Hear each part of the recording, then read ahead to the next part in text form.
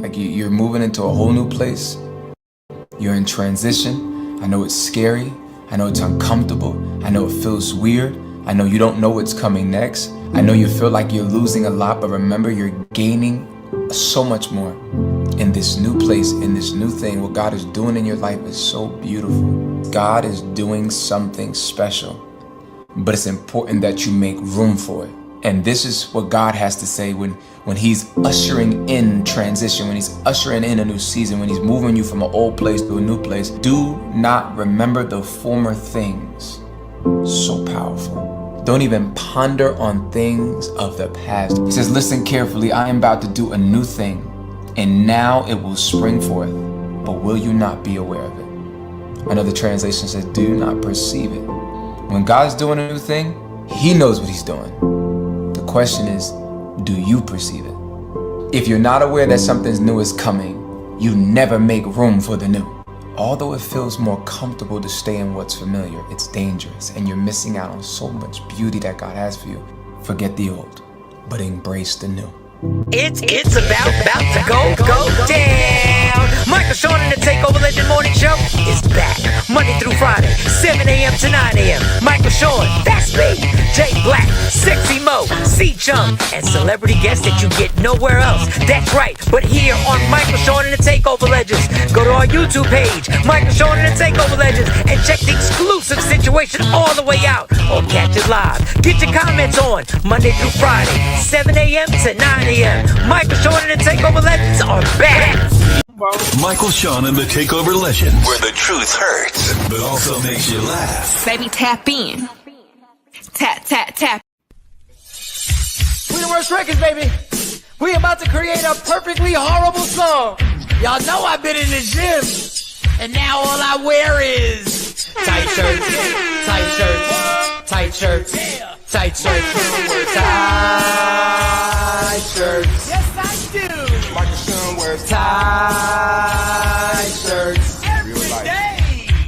I wear tight shirts cause I'm working out some. And if I wear the right size, you won't see none of my little cuts in my arms or whatever. Short sleeve tight shirts in any type of weather. People talking trans when they see me in the streets. Your shirt's so tight, we can see your heartbeat. Man, clown me if you want, I'm sticking to my guns. And when December comes, it's gonna be fun. You can crack jokes and treat me like a jerk, but one day you'll see my six-pack right through my shirt. And even if I wanted to, I just can't stop. I just might rock an Ezekiel crop top. Whoa. What? Did I take it too far? What? Yes. Whatever. Tight shirts in the morning at work and when I grieve. I even wear tight pajama tops when I sleep. Tight shirts, tight shirts, tight shirts, tight shirts, tight shirts, tight shirts. Every day. Mike Sean wears Tight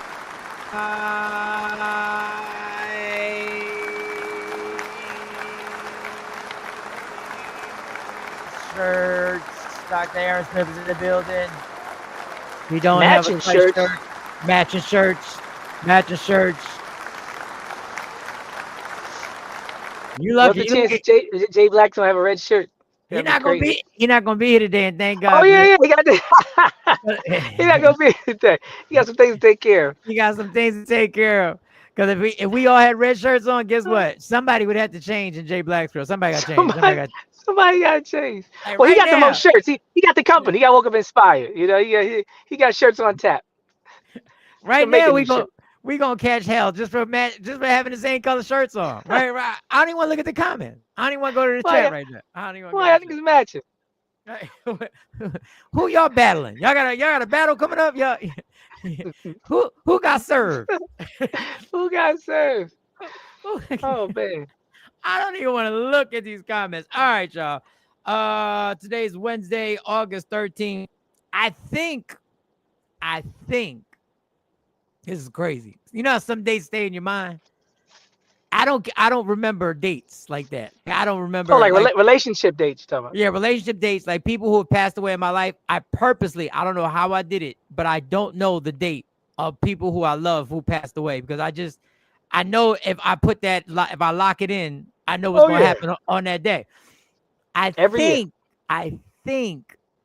I got married on this day. 24. I was 24 years old. I got married on August 13th. I'm pretty sure. I'm pretty sure today was the day at 24 years old I tied the knot.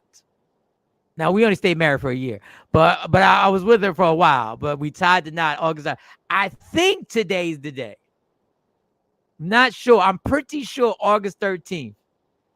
Now the crazy thing is, if I call my co-parenter, Stacy, the mother of my children, she came to the wedding. She would know. But how am I supposed to call her? Yeah, because they look at the invitation. They remember all that stuff. Women remember that better than men. Did she get an invitation? I think she might have got an invitation. She had to. She's there. How she was know there. back then? Wasn't no internet, right? No, but she went to the church. She didn't go to the reception. She went to the church. Oh, so they might. Okay, I got you. They might have made an announcement for everybody. Then they're separate. Yeah. So you got you got a maybe-versary, Mike. You might have started something new. A maybe-versary. That's when men can't remember the actual date. I'm pretty sure. I'm pretty sure August 13th. I'm pretty sure. Because I remember waking up and this is how I was so not ready. I was so not ready. I had no business getting married. I woke up like it was a regular day. I had totally forgot. It's getting worse, Mike. Stop reminiscing. Stop reminiscing. Doug, no, I'm gonna tell y'all the truth. And I looked, and the tuxedo was hanging on my door, and I said, "That's what I gotta do today." That's what's happening. This is a true story. I'm not doing this for comedic purposes. I'm telling you the absolute. Oh, it's comedic though. It's comedic. Yeah. Dude waking up like, grabbing the controller. What the? I gotta get married today. I knew it was something. I gotta get married. I knew it was something. I knew it was something. You got a probably-versary. That's what you get. So you're confident, but you're not sure. So it's not a maybe-versary. It's a probably-versary. Dude, I'll give y'all a quick little flashback. I had a friend named we called him Dell. His full name was Oladipo Lay, and he was an artist. And I'll never forget. One day I gotta thank him because he tried. Here's a flashback, yo. We went to the for the fittings for the tux. You know, guys just rent the tux, and you get the sizing and everything like that. And I remember I was taking him home, and he was so straight up. He said, "Dog, why are you getting married?" And I was like, "Well, it seems like the next thing to do." He's like, "But you don't want to get married." Yeah, but then I mean, I do love the girl. This is a good girl. And he was like, "Dog, what are you doing? You don't want to get married." Like, and he wasn't saying it on some old like. He wasn't hating. No, he wasn't hating. He wasn't saying it on some like you gonna miss being single. No, he was saying that, dog. I see it in your face. You don't want to do this. Like, you don't. And he was 1,000%. This has nothing to do with the woman I married. This is no reflection. I'm not saying anything bad. It's not her. I just had no business ever saying I do to anybody at 24 years old. First of all, I wasn't going to follow the rules. I was getting married because I was part of her agenda. But she was like, wow. I graduated from graduate school, and now we're going to get married. I was like, yeah, that's what I did. I said, all right. I mean, we'll go. Because in my mind, I said, I'm not following these marriage rules. In my mind, I already had it said, I'm not following these marriage rules. Which is a horrible thing to say. Getting married versus acting married. He was down to get married. You ain't never promised to act married. Like they doing a soap opera. Like back in the day, soap operas, when somebody would miss a day and be sick, they'd be like, the role of Ted Martin is being played.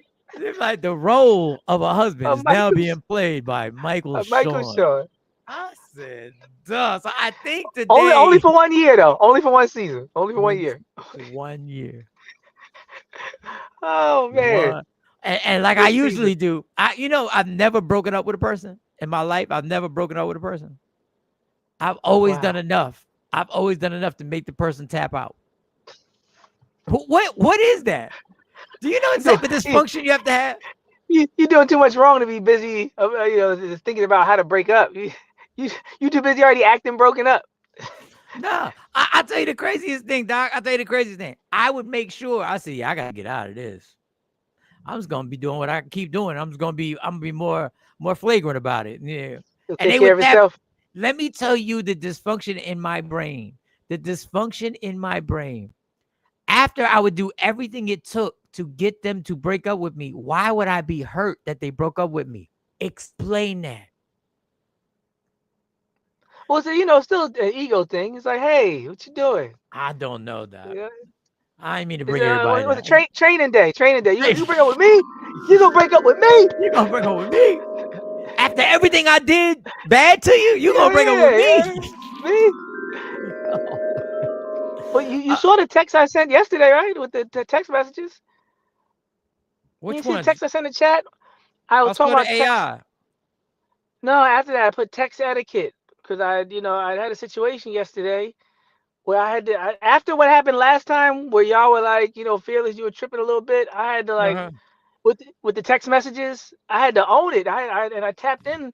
I sent something in the group chat and I was like, yo, if somebody comes into your town for a separate Right. event and they let you know they're coming to town, whose responsibility is it to tap in when they get here? I always thought when I'm traveling to somebody's area, I always say like I'm here. I'm Oh, staying that's at what you were here. talking about.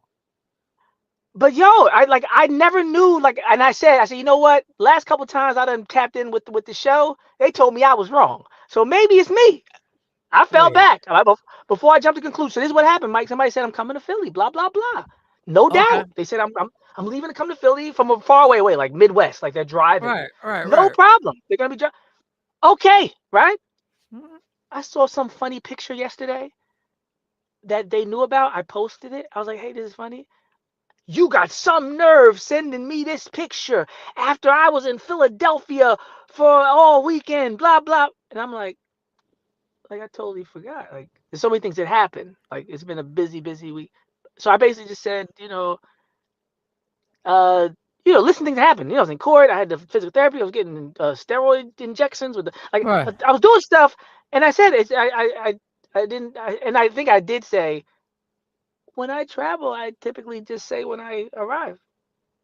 Like I was supposed to guess when you arrived. Like you're the one that knows more than me. You know exactly where you're gonna be, what your schedule is, and when you arrive. And beyond that, so you just stayed in the city for 4 days waiting for me to text you, and then got an attitude when I text you 2 days later, knowing that I must not have remembered. You thought I just was laughing, not texting when you was in town for like the first time in years, and then like it was. I'm gonna tell you what I did. I got a text about. It said something like, "I see that you're bit," and I erased it.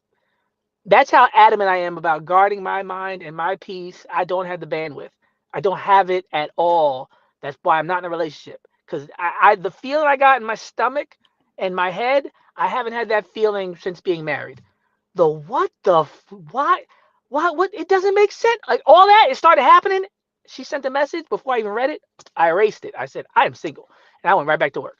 But I made sure I tapped in with y'all. If somebody's traveling to your town Oh, and that you y'all were might saying meet that. up, Oh, yeah. I've done it. you If said it I with the Houston. Remember y'all talked Yeah, about what's the when I sister's name went that's to been on the show? Dallas, I tapped in. I said, "Hey, I'm in town. I'm in your town." Da, da, da. That you're supposed to. If you reach out, and say, "I'm going to be in your town this date." When I arrive, yo, I'm here. Yeah. Then if you get curved, you get curved. But if you can't just expect the person to remember the exact date that you're gonna drop in and be like, "Oh, are you in town yet?" That don't make no sense. Especially for somebody in town for days. Apparently they were here for like 3 or 4 days. So I'm like, you just sat in Philly and never reminded me. Even if I was wrong, let's say I just forgot. Say something. If I'm avoiding you, find out. Check the temperature. Like whatever it is. Yo, and I know that most of our listeners are not like this.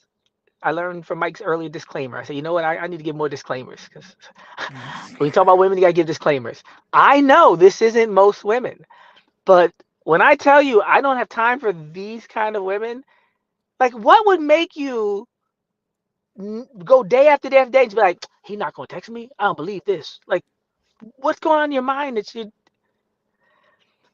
I felt so relieved to be single. That was one of the most beautiful moments I had when I knew I didn't have to read the message. No, Because it was probably exactly. it was some gaslight and nonsense that blamed me for whatever, and then I'm wrong and have a good day. See you in 4 years when you visit, if But you say something. what in the privilege do you think all you have to do is send a text and say, I'm here. What's good? And you go, now if you don't text back, okay, now it's on Yeah, you. or real busy. Yeah, there's a way to just send a Yeah. message like, hope everything goes well. No, I don't know if I'll be able to. yeah, I didn't read it correctly. I thought that I don't know why I didn't read that correctly. Also, I would have responded. No, but Man, I was basically just like, is it me? Like, I always say I'm here.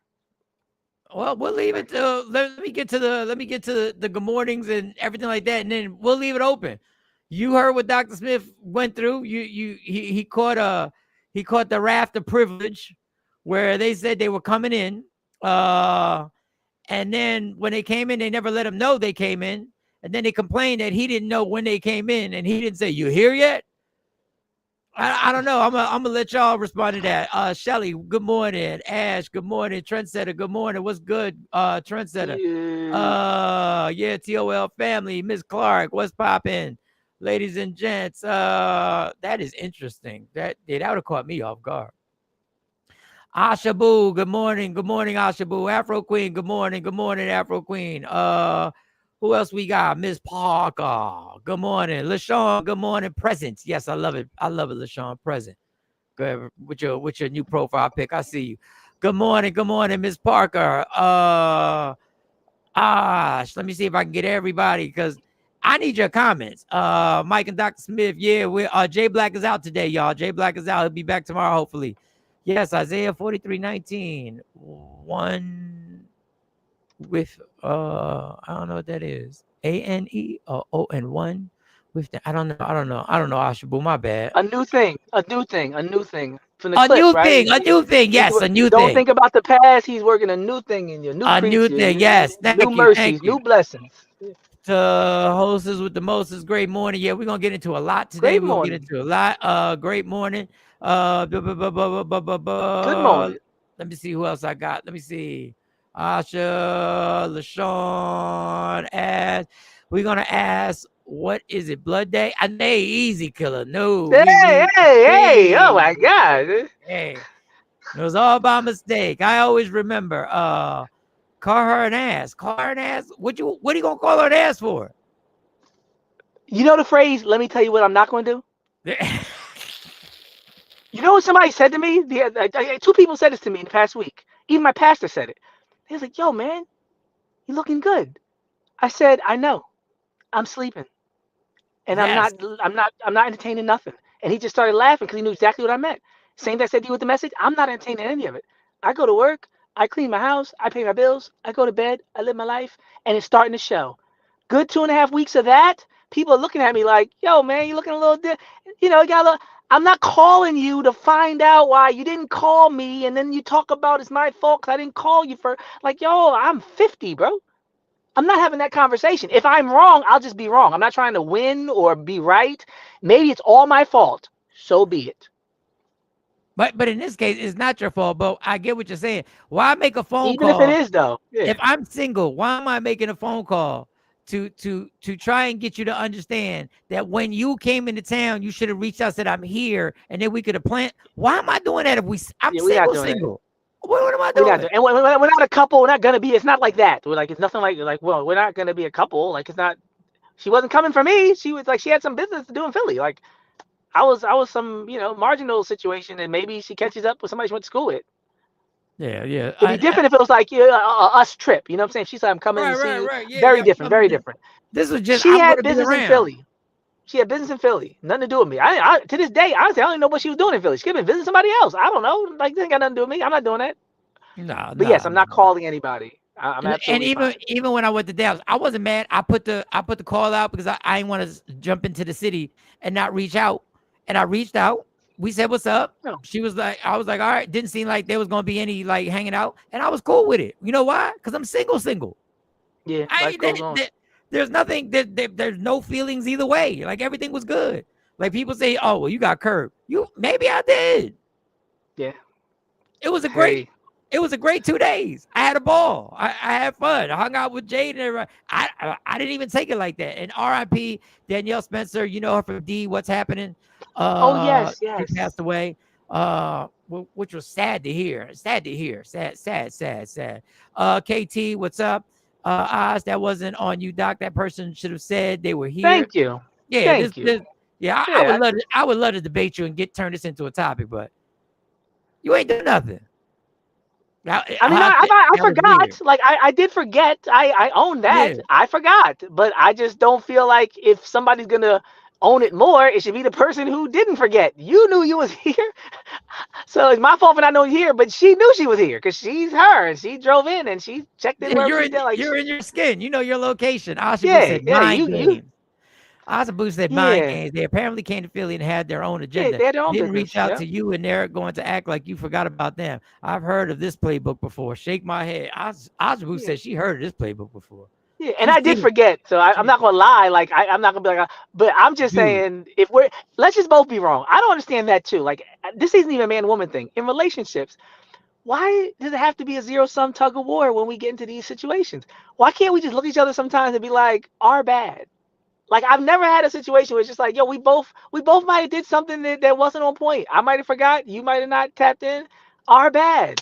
No harm, no foul. It's always like, who did it? Like, but once again, you know, people do forget.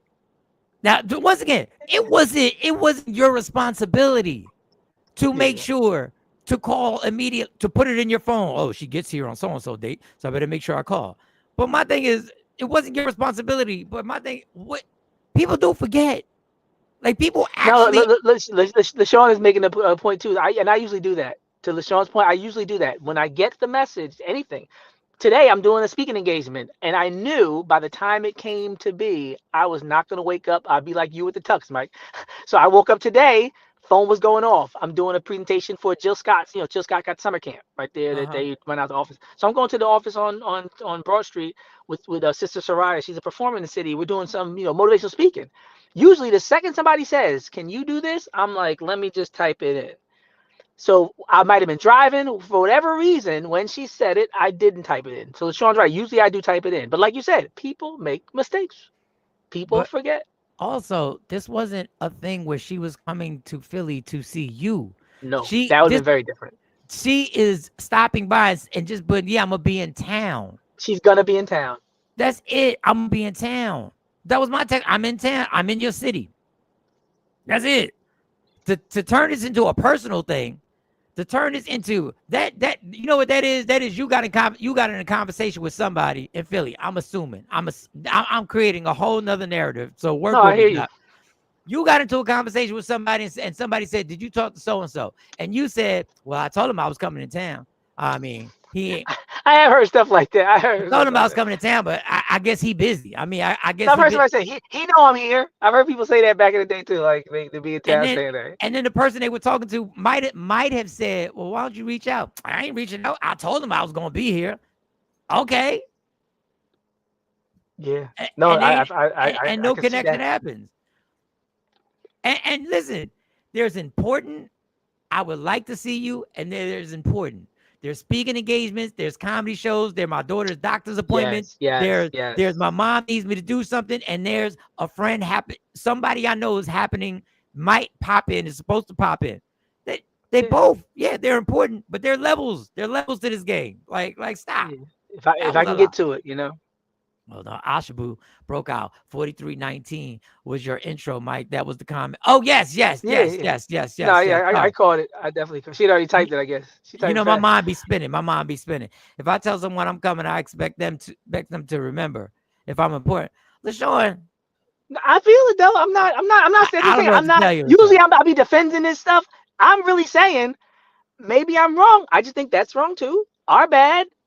I don't think one person has to be the only one, to own up to what went wrong. If they don't remember, you're the one who made the plans. Yeah, all you have to do is coming into Philly. Like I didn't say please come to Philly. I'm here. That's it. Yeah. Like what do you do? Like you're right. That is that's a low bar. That's a low bar. I These expect two them to. words. You These expect two them to words. if I'm important to them. Yes, but once again, this was a situation. She wasn't coming to see him to begin with. Hold on, Mike. Mike, don't go for it, because that's the same type of energy you just described when you said he know I'm here if I'm important to them. If I'm It's the same important to thing. Same type of trap. Don't step in it, Mike. No, see that? See, I see you, LaShawn. I see what she did there. if If I'm I'm important, important to them, if I'm important to you, if I'm important to you and you want to see me, I need you to be an adult and say, I'm here. And then I'll go, oh, what we trying to do? What you want to do? Would you like to go eat? Would you like to go around the city or something like that? It works that's your both ways. that's your chance to say you are important to me, girl. You're so Yeah. important to me. When I'm alone in my room, sometimes like that's your moment to. So I see what she did. There. She threw it out there like if you, it's a way to test the waters. How important am I to you? Is the real question behind What it. did I miss? Ash said no, that was for the anniversary. Mike, you were so late. Oh, that's for the anniversary. Whatever you said earlier was for the anniversary. For I don't know what you said. Where I don't know. So you type it again. I'm sorry. I'm trying. Mike will spin some shit, won't he? Reading the comments late will make them things go left. I don't know, girl. I'm trying to do everything. I'm trying to do it. If I don't care, it's whatever. If I remember, I remember. If I don't, I don't, because I travel to your city. Man, wow, man. I see what goes. I see. Goodness. Hey, I'm not even arguing this one. I'm literally saying, whether it's my situation or not, I'm telling y'all, I just didn't have it to even find out who was at fault. That's what I'm saying. It might be 90% me. I'm just saying when I saw the message and I thought about my whole life, I just said erase. I'm not reading it. I saw the first few words. I didn't open the message. I just erased the whole conversation. Well, I was like, I can't do this. Ashabu said, Dr. Smith, welcome to the single Yeah. and satisfied, where peace and prosperity reigns. Hashtag single life. Hashtag peace. Gotta protect it. Gotta protect your peace. KT said it wasn't your responsibility to remember her travel plans. Absolutely. I like the way she said it. That's funny. Doc, it's kind of aggressive manipulation. Yeah, Doc, it's that's how I passive felt a little bit. aggressive. Right, Doc. Hey, call it a truce. Good morning, Mama. What up, Taj? What's going on? I'm in your city. Sounds like a pull up. What we talking about? Oh, it's a long story. We listen. Somebody came in the city. Yeah, I didn't To remember. I see, didn't see her. if she wanted to see you, she would have called you, Doc. Yeah. Facts on facts. Usually when I in someone's city and I'm busy, I don't tell them I'm coming. Facts. All right. That's funny. I like that one. Just Because you stop don't in even and want stop that. out. You don't even want that fake No pressure. responsibility. You No don't want no pressure. pressure. No You just want to pop in pressure. and pop out. Hey, because I'm in your town and I'm out your town. Without You're you knowing. not wrong. That's Without a you good kid. knowing. I'm coming to you. I'm going to let it go. All right. What up, Taj? I've been in NYC mad times and never told my peeps. They know it. It was business for family time. Absolutely, Sean. You're not at fault because she was just not that important to you. You're off the hook. Well, that's true too. Yeah, both can be true. Yeah. But he would have liked to have seen her. That would have been cool. He would have like that would have been cool. Yeah, no, good people. Like, don't get me wrong. Yes, cool people. Yeah. I definitely would have. If I like, I'm not gonna not go 5 blocks when somebody's 6 hours away and is in the city. No, I would do that. All right. So what do I want to get to? First of all, everything was good. You already told us how your night was. You told us how a few your nights was. I'm trying to get to because if I get, how much time do you have before do you have to upgrade today? Or you in the car? I could do that. I could do that whenever. Actually, it's already 7:30. I think they open 7:30. Okay. All right. Let me just get to this N.O.R.E situation because this irritated my soul.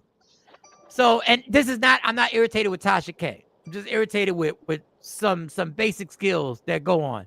So Tasha K has a report where people have been worried. I didn't know this was going on. People have been worried about N.O.R.E's drinking, which is hilarious to me. Mm-hmm. Which just doesn't make. But I'm gonna say some stuff. And she's alleging that there was a relapse because I saw this interview that he did where he spaced out. And I didn't know. So I'm going to play this before I get into my whole spiel because I'm missing something. Y'all might tell me, like Dr. Smith said, like Felix said, you might tell me I'm totally wrong, but this is... Noriega had a drinking problem. You know, he claimed he had stopped drinking. He was running marathons and everything like that. But, you know, giving up alcohol is hard. That's why I don't drink it every day. So he had went through his little detox and everything, and people felt like he, you know, because he was shaking and shit and, you know, on Drink Champs, and he was giving alcoholic, right? So he ended up like cleaning himself up and, you know, saying that he was sober and had to go to AA meetings, all types of shit. All for a show. I'm like, why can't you just leave the alcohol there and drink water in your cup? Why you got to drink? He ends up, after he came out and said that he was sober, clean, running 5Ks. Well, on an interview he did the other day, he had a host doing this shit here. Watch. Really, I said this, but I've never said it. Jay actually sent me the most expensive car in the world. Jay-Z? Yes. Okay. He owned it. Okay.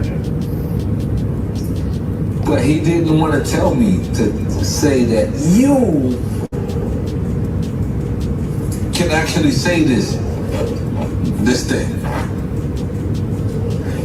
It was the worst thing I've ever done. As a podcaster, as a journalist, he sent it to me. And when he sent it to me, he wanted me to actually ask him.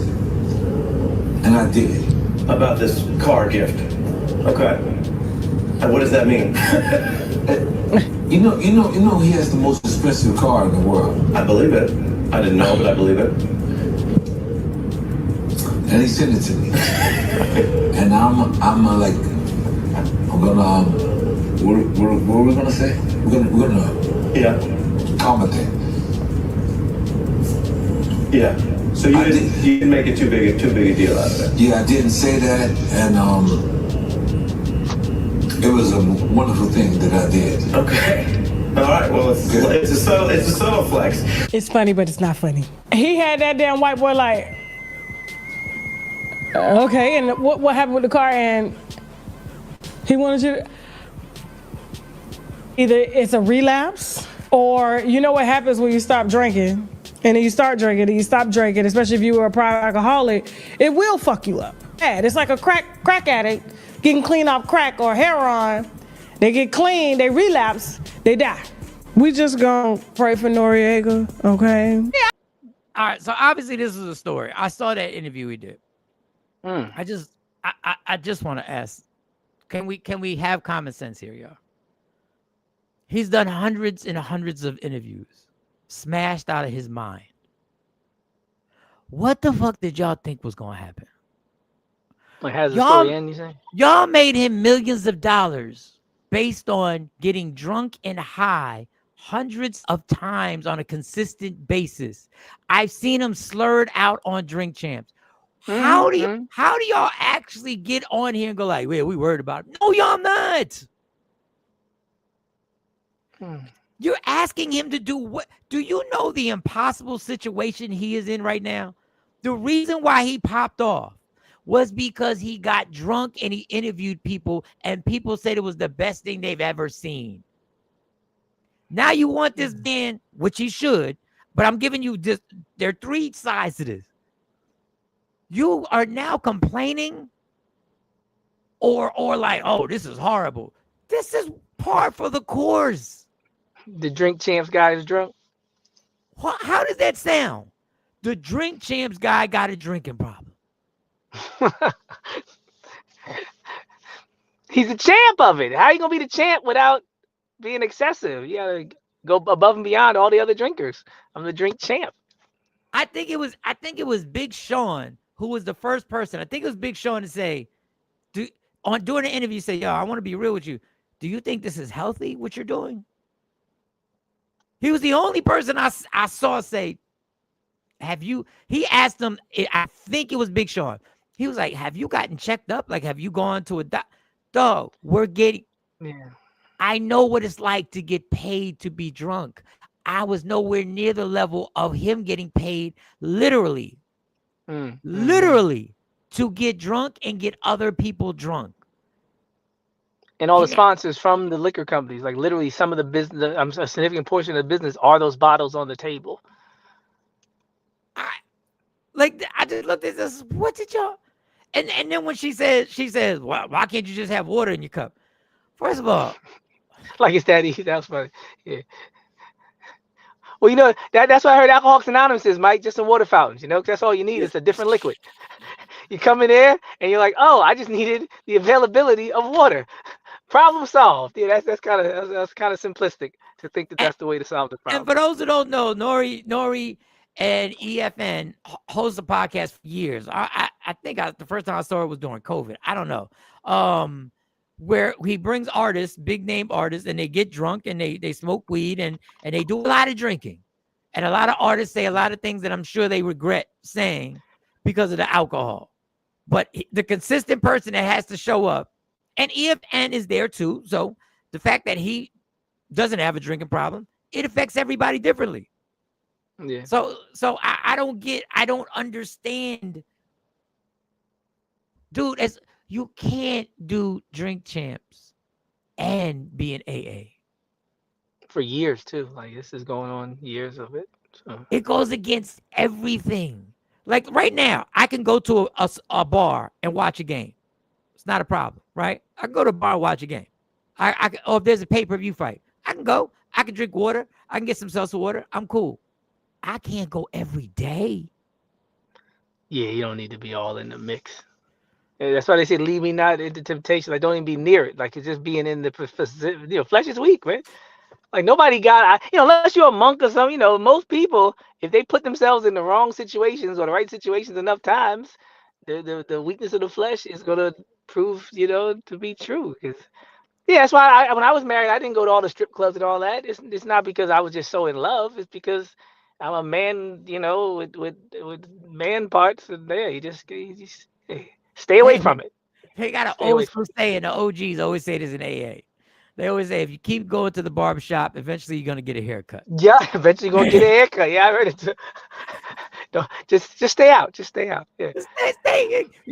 And the thing is, I think Tosh says EFN never drinks or really smokes on. Yeah, he don't really be drinking. Yeah, he don't be smoking. Yeah, he definitely don't be smoking, and I don't see him drinking a lot. Yeah, but he'll get a drink on. But guess what? The reason why the show popped so crazy was because people did get smashed. And because N.O.R.E was interrupting every 7 seconds during an interview and making you forget what they were talking about. And for some reason, everybody liked it. But this man is in a dilemma that I would never want to be in. Well, he got to pivot though, because now is the moment where you have the popularity and the following, where you could turn into something else. But somebody behind the scenes would have to want that for you and want you to win long term and really care about your health, because usually they don't mind just grinding you up. That's what entertainment does. Even like Ray Charles and all them with the heroin, they'll just let you get strung out and keep the masters. But if somebody is really looking out for him, he has enough momentum right now. They can just tweak it a little bit and turn it to something slightly different with the same type of following and content. And like you said, it just doesn't have to be about drinking. People change their studios all the time. Even Joe Budden Pocket, did upgrade their studios. Like, you just go somewhere else. This is our new little format. This we got a new host, whatever. But he's not really going to the bar. He's the bartender. But you do realize these liquor sponsors, these big checks that are being cut. Oh no, that's what I said. I said part of it is coming from those bottles. Like, but what I'm saying is, you have to make a financial sacrifice now that affects everybody who works on that show. Because some checks are based on your ass drinking. They signed on because of you drinking. Yeah, all the toasting and all that. They didn't sign on for you to go like this and be the spokesperson. They wanted to show the party. Because I'm sure when the presentation was to get the sponsors, yo, we're going to party it up. Your liquor. When you have to answer yes or no, or you take a drink if you don't want to answer, you're supposed to drink with me. You got to have a drink if you don't want to answer A or B. Or C, you don't have to answer, but you got to take a shot with me. That was it. That was a bizarre, and I feel for him when she says people saw him have the shakes. Trust me, nobody hearts bleed more than knowing the situation he in is so crazy and so dire. And working out is good. Working out is good. Keeping your mind active is good. Taking care of your health is good. Walking into the belly of the beast. How many ever times a week you have to walk into is not. I will tell you this though, Mike. I will tell you this. Not to be callous, but that's more room in the podcasting space for people like us. I have to, this is how business functions. You look at the competition, you look at the openings, you look at the market share. Matt Hoffa, not I've named a bunch of people who Shannon Sharp. People are going down out here, and is making room for other people. His Every room. catastrophe is an opportunity. Every tragedy creates opportunity. When they saw the levees, right? You know what they did? They rubbed their hands together and said, "Fourth War developments." Trump was there. We're gonna have Trump Gaza hotels. Some people see that tragedy and they be like, "That's unfortunate," but. So But it is in my unfortunate. shrewd business voice, it's very unfortunate. I got nothing but love for N.O.R.E. But I just texted yesterday. I think it's time for us to go big time. After the show yesterday, my cheeks were hurting. I laughed so much. The timing was so on point. We actually had a rough day in terms of news, and we were able to share that difficult news and still have a great time. I said, you know what? We need to take this show on the road. We need to let them know what we're doing out here. That's when I sent the text to y'all. We need to get in a nice studio, do a couple tapings, put some graphics, theme song, and all that. Get some segments. We need to show them what we're doing, right? So when I hear what's going on with N.O.R.E., one part of me is like, "Dag, that's messed up." But the other part of me is like, well, if N.O.R.E. ain't out there and Shannon Sharp ain't out there, prime time for podcasters. Oh, Natasha said, I mean, we're talking about what Phyllis has talked about earlier. Somebody telling him she was coming into town. Oh, no, I don't think so. There was no sex involved. Oh, and it wasn't you. And well, that's even worse then. If that was your intention, then you would definitely contact somebody. Like you wouldn't. Yeah, I don't know. Maybe it's just me. If I was trying to be Ms. Clark said she was trying to gauge where she fit in your life. Go. I think she's right. Absolutely right. But unfortunately, it wasn't reflected by my forgetfulness on that one weekend. Like you're actually more important than what was reflected by my forgetfulness. Because I would have reached out. I would have wanted to see you, but it's a lot going on. It was really a lot going on, man. If you're trying to see where you fit in, you can't make little challenges off the door. Yeah. You can't play this game. Mike. You better give a disclaimer, Mike. A lot of women are like, "Wait, what do you do then?"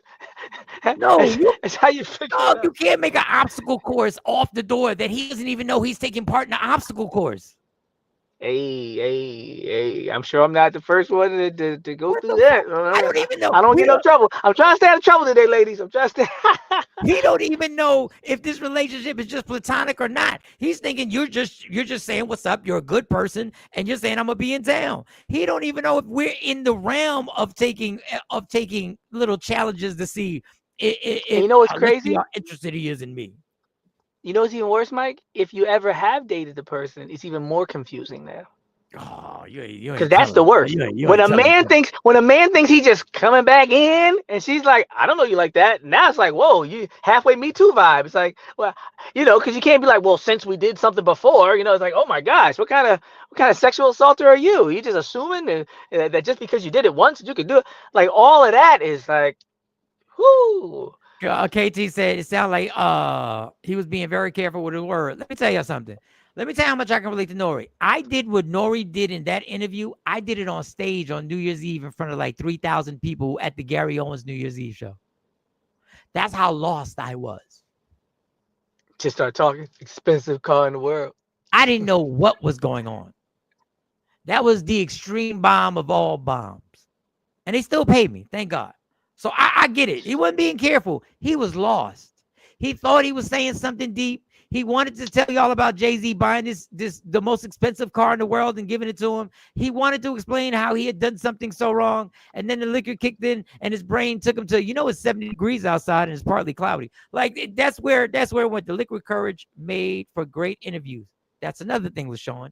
You believe that one of the reasons why I'm able to do these interviews, and you believe the reason why you can get on stage and be funny and say outrageous shit is because of the alcohol.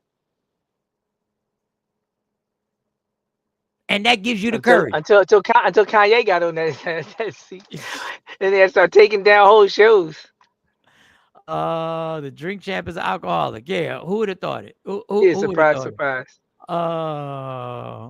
What?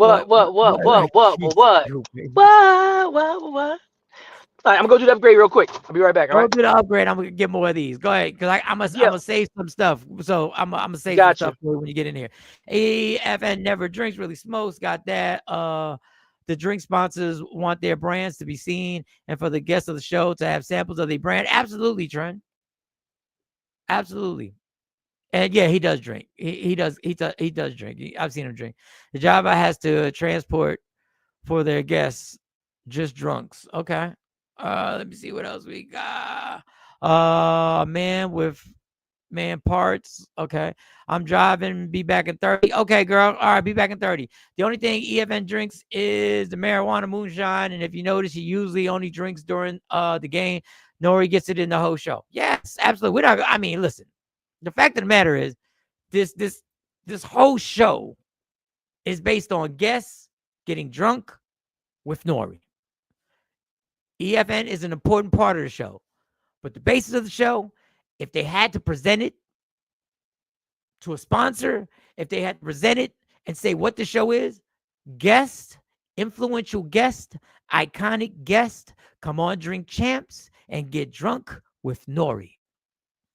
And they open up, and your alcohol and your liquor will be part of the festivities.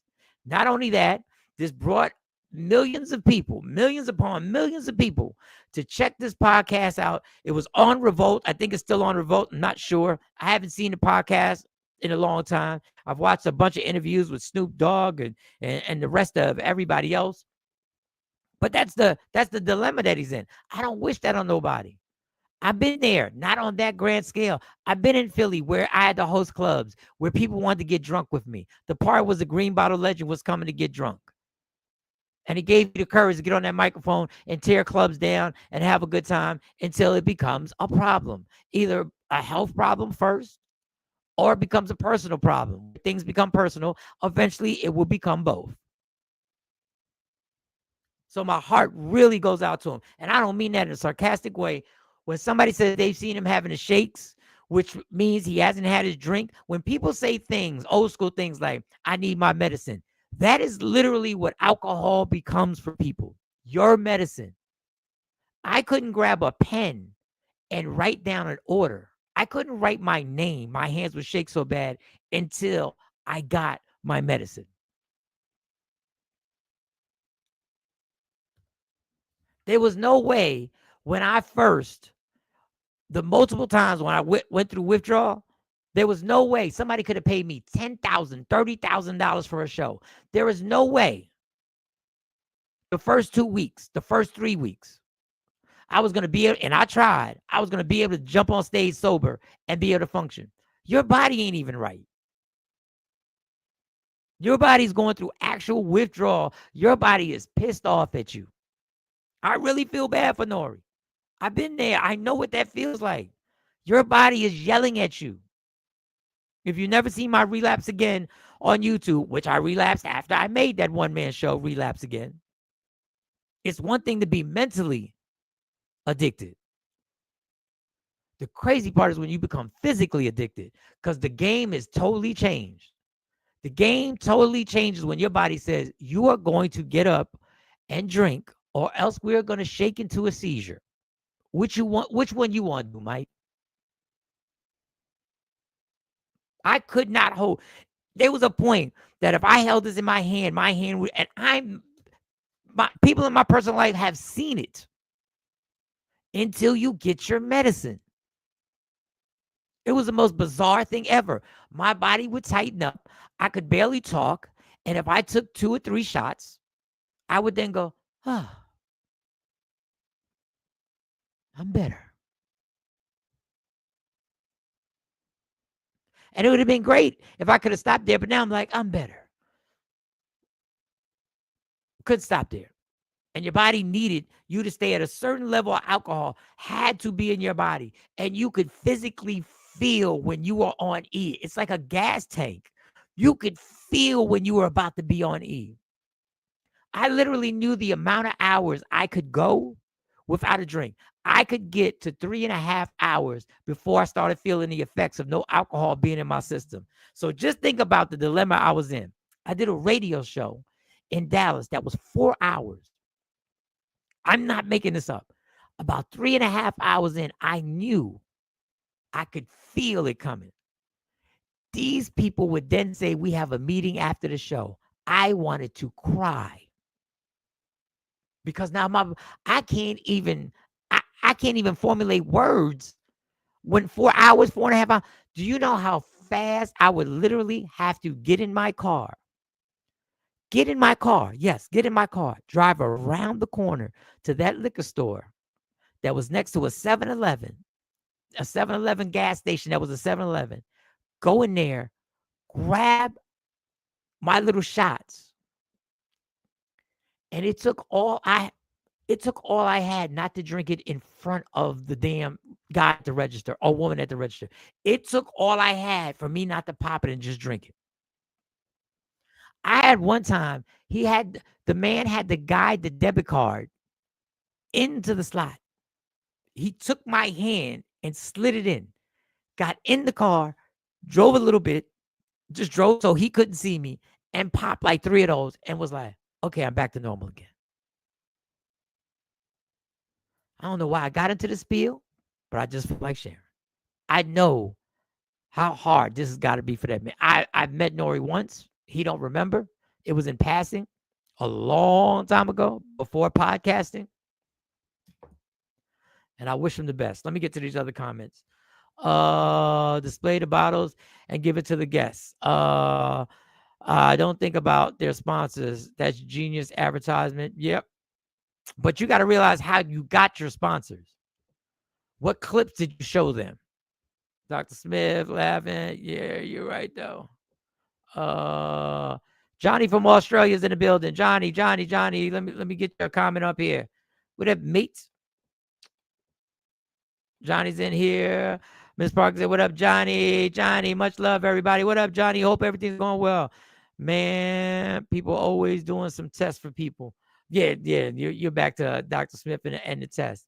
Everybody saying what's up to Johnny. Well, that sounds like a dumb show, Miss Clark. It's not a dumb show. The basis of the show was we had never seen artists be that loose and that regular and seen them in a different light. It was a genius show, but you knew where this was going to go. You were going to get artists to agree to doing a podcast where I'm sure they got to sign a bunch of paperwork saying we can run this. Y'all gonna tell me you wouldn't want to see Obama do an interview smoking? Oh, wow. Continue to pray with and for you through this journey. Thank you. You guys have got me through this journey, have walked me through this journey. Functioning alcoholism is real and deadly as diabetes or cancer. Yes, it is. And there is no drug that kills more people. Crack don't, fentanyl don't, heroin don't. And it's legal. And they advertise it in your face every day. I used to say there is no difference than me going to a bar and you going to a crack house.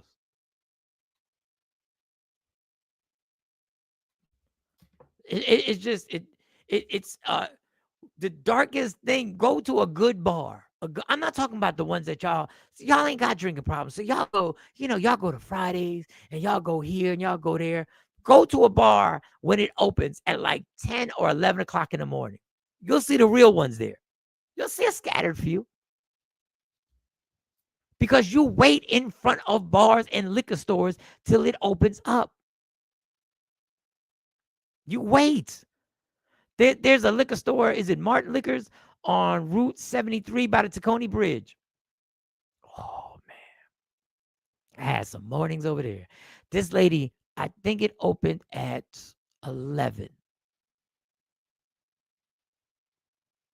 10 during the week, 11 on the weekends. And it might be 12 on Sunday. I remember, let's say it did open at 10. It opened earlier than that.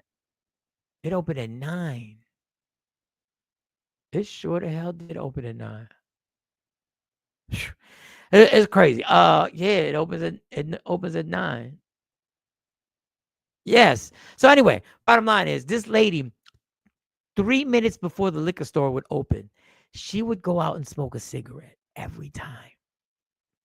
And it would, let's stick with 10. It would be 9:58 a.m. because I think it opens at 9. I'm pretty sure. I haven't been in a while, but I'm pretty sure the liquor stores that open here during the week open at 9. And she would smoke a cigarette. And it would be 3 minutes or 2 minutes before they're supposed to open up. And those were the longest 3 minutes of my fucking life. I would just look at her like this. And in my mind, this was rational. I'm like, why the fuck can't you just open this shit two minutes before the time it's supposed to open? Like, why can't you just open this bitch? Why would you sit up here and smoke a cigarette? Never once did I think that person was looking at me like, why in the hell are you in front of a liquor store 2 minutes before it's about to open, stressing me because you can't wait for 2 more minutes to get this liquor in your system? That's how blind you are. Thanks for sharing. No, you're welcome. Thank you. Thanks. You can relate. You're being empathetic. That's why you're sharing. Could be helping someone listening. Man, it's evil. It's evil. God bless anybody going through it. If you're going through it and you happen to be watching this, if you're going through it right now and you're trying to stop, your only job today is not to drink today. That's it. Don't think about changing your life. Don't think about mending relationships. You ain't going to change your life. You ain't going to change relationships. If you're going through it and you're early in recovery, your whole job, and even in my point of recovery, even people 30 years in recovery, your only job right now, if you're early in this, is just to be sober today. That's it. You can't fix nothing. You can't fix nothing. Don't think about fixing nothing. It's just getting through today. All right, let's get to these other. Let me get to some other stuff. Let me give myself a round of applause. Let me give everybody struggling a round of applause. Whatever you're struggling.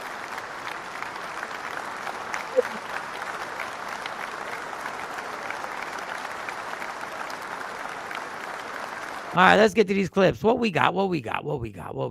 Oh, man, so much going on. And, I know we can't ignore everything, but sometimes we just got to have a good time. This is the weird one. I don't know if you saw this. This is a weird one. It's called Roblox or Roblox. It's a game that kids play. I don't know if you heard about it. I know my kids used to play it. I might be saying it wrong. Roblox or Roblox. I know there's Roblox money that you have to pay. I'm going to let you know what they're doing. Now, these are kids who play this game. The majority are kids who play this game. And this is the idea that they have, that they're coming out with a game. But I'll let it explain. This is the idea to intensify the game. Both odd and concerning. The Roblox CEO horrifies every parent. Why? Because he wants to put a dating part into the game. A lot of adults are unaware of what Roblox is, unless you're paying for your child's Robux so he can play in the game Roblox. But if you're unfamiliar with what the game looks like, take a look at this clip. This is Roblox right over here. It's a game that kids play, and they want to put a dating part in this game. The crazy part about the story is the claims are that they're putting the dating portion of the game together for the adults that play the game. Just take a look at some of the ages that are playing this game, and then you tell me about the dating part for the adults. I myself can't name any people in the adult stages of life that are playing Roblox. Can you? I'll wait a second. I don't think you can. But it's just a crazy idea because there are tons of kids on this platform playing this game. They've even claimed that they're going to add an age verification to help so that there are no issues with the children that are on this site. But a warning to parents out there, if your child plays this game, be aware of what is going on. Take this as a PSA to parents about your children. Let me know your thoughts in the comments about what you think about a dating portion in Roblox. And as always, I'd love to hear from you.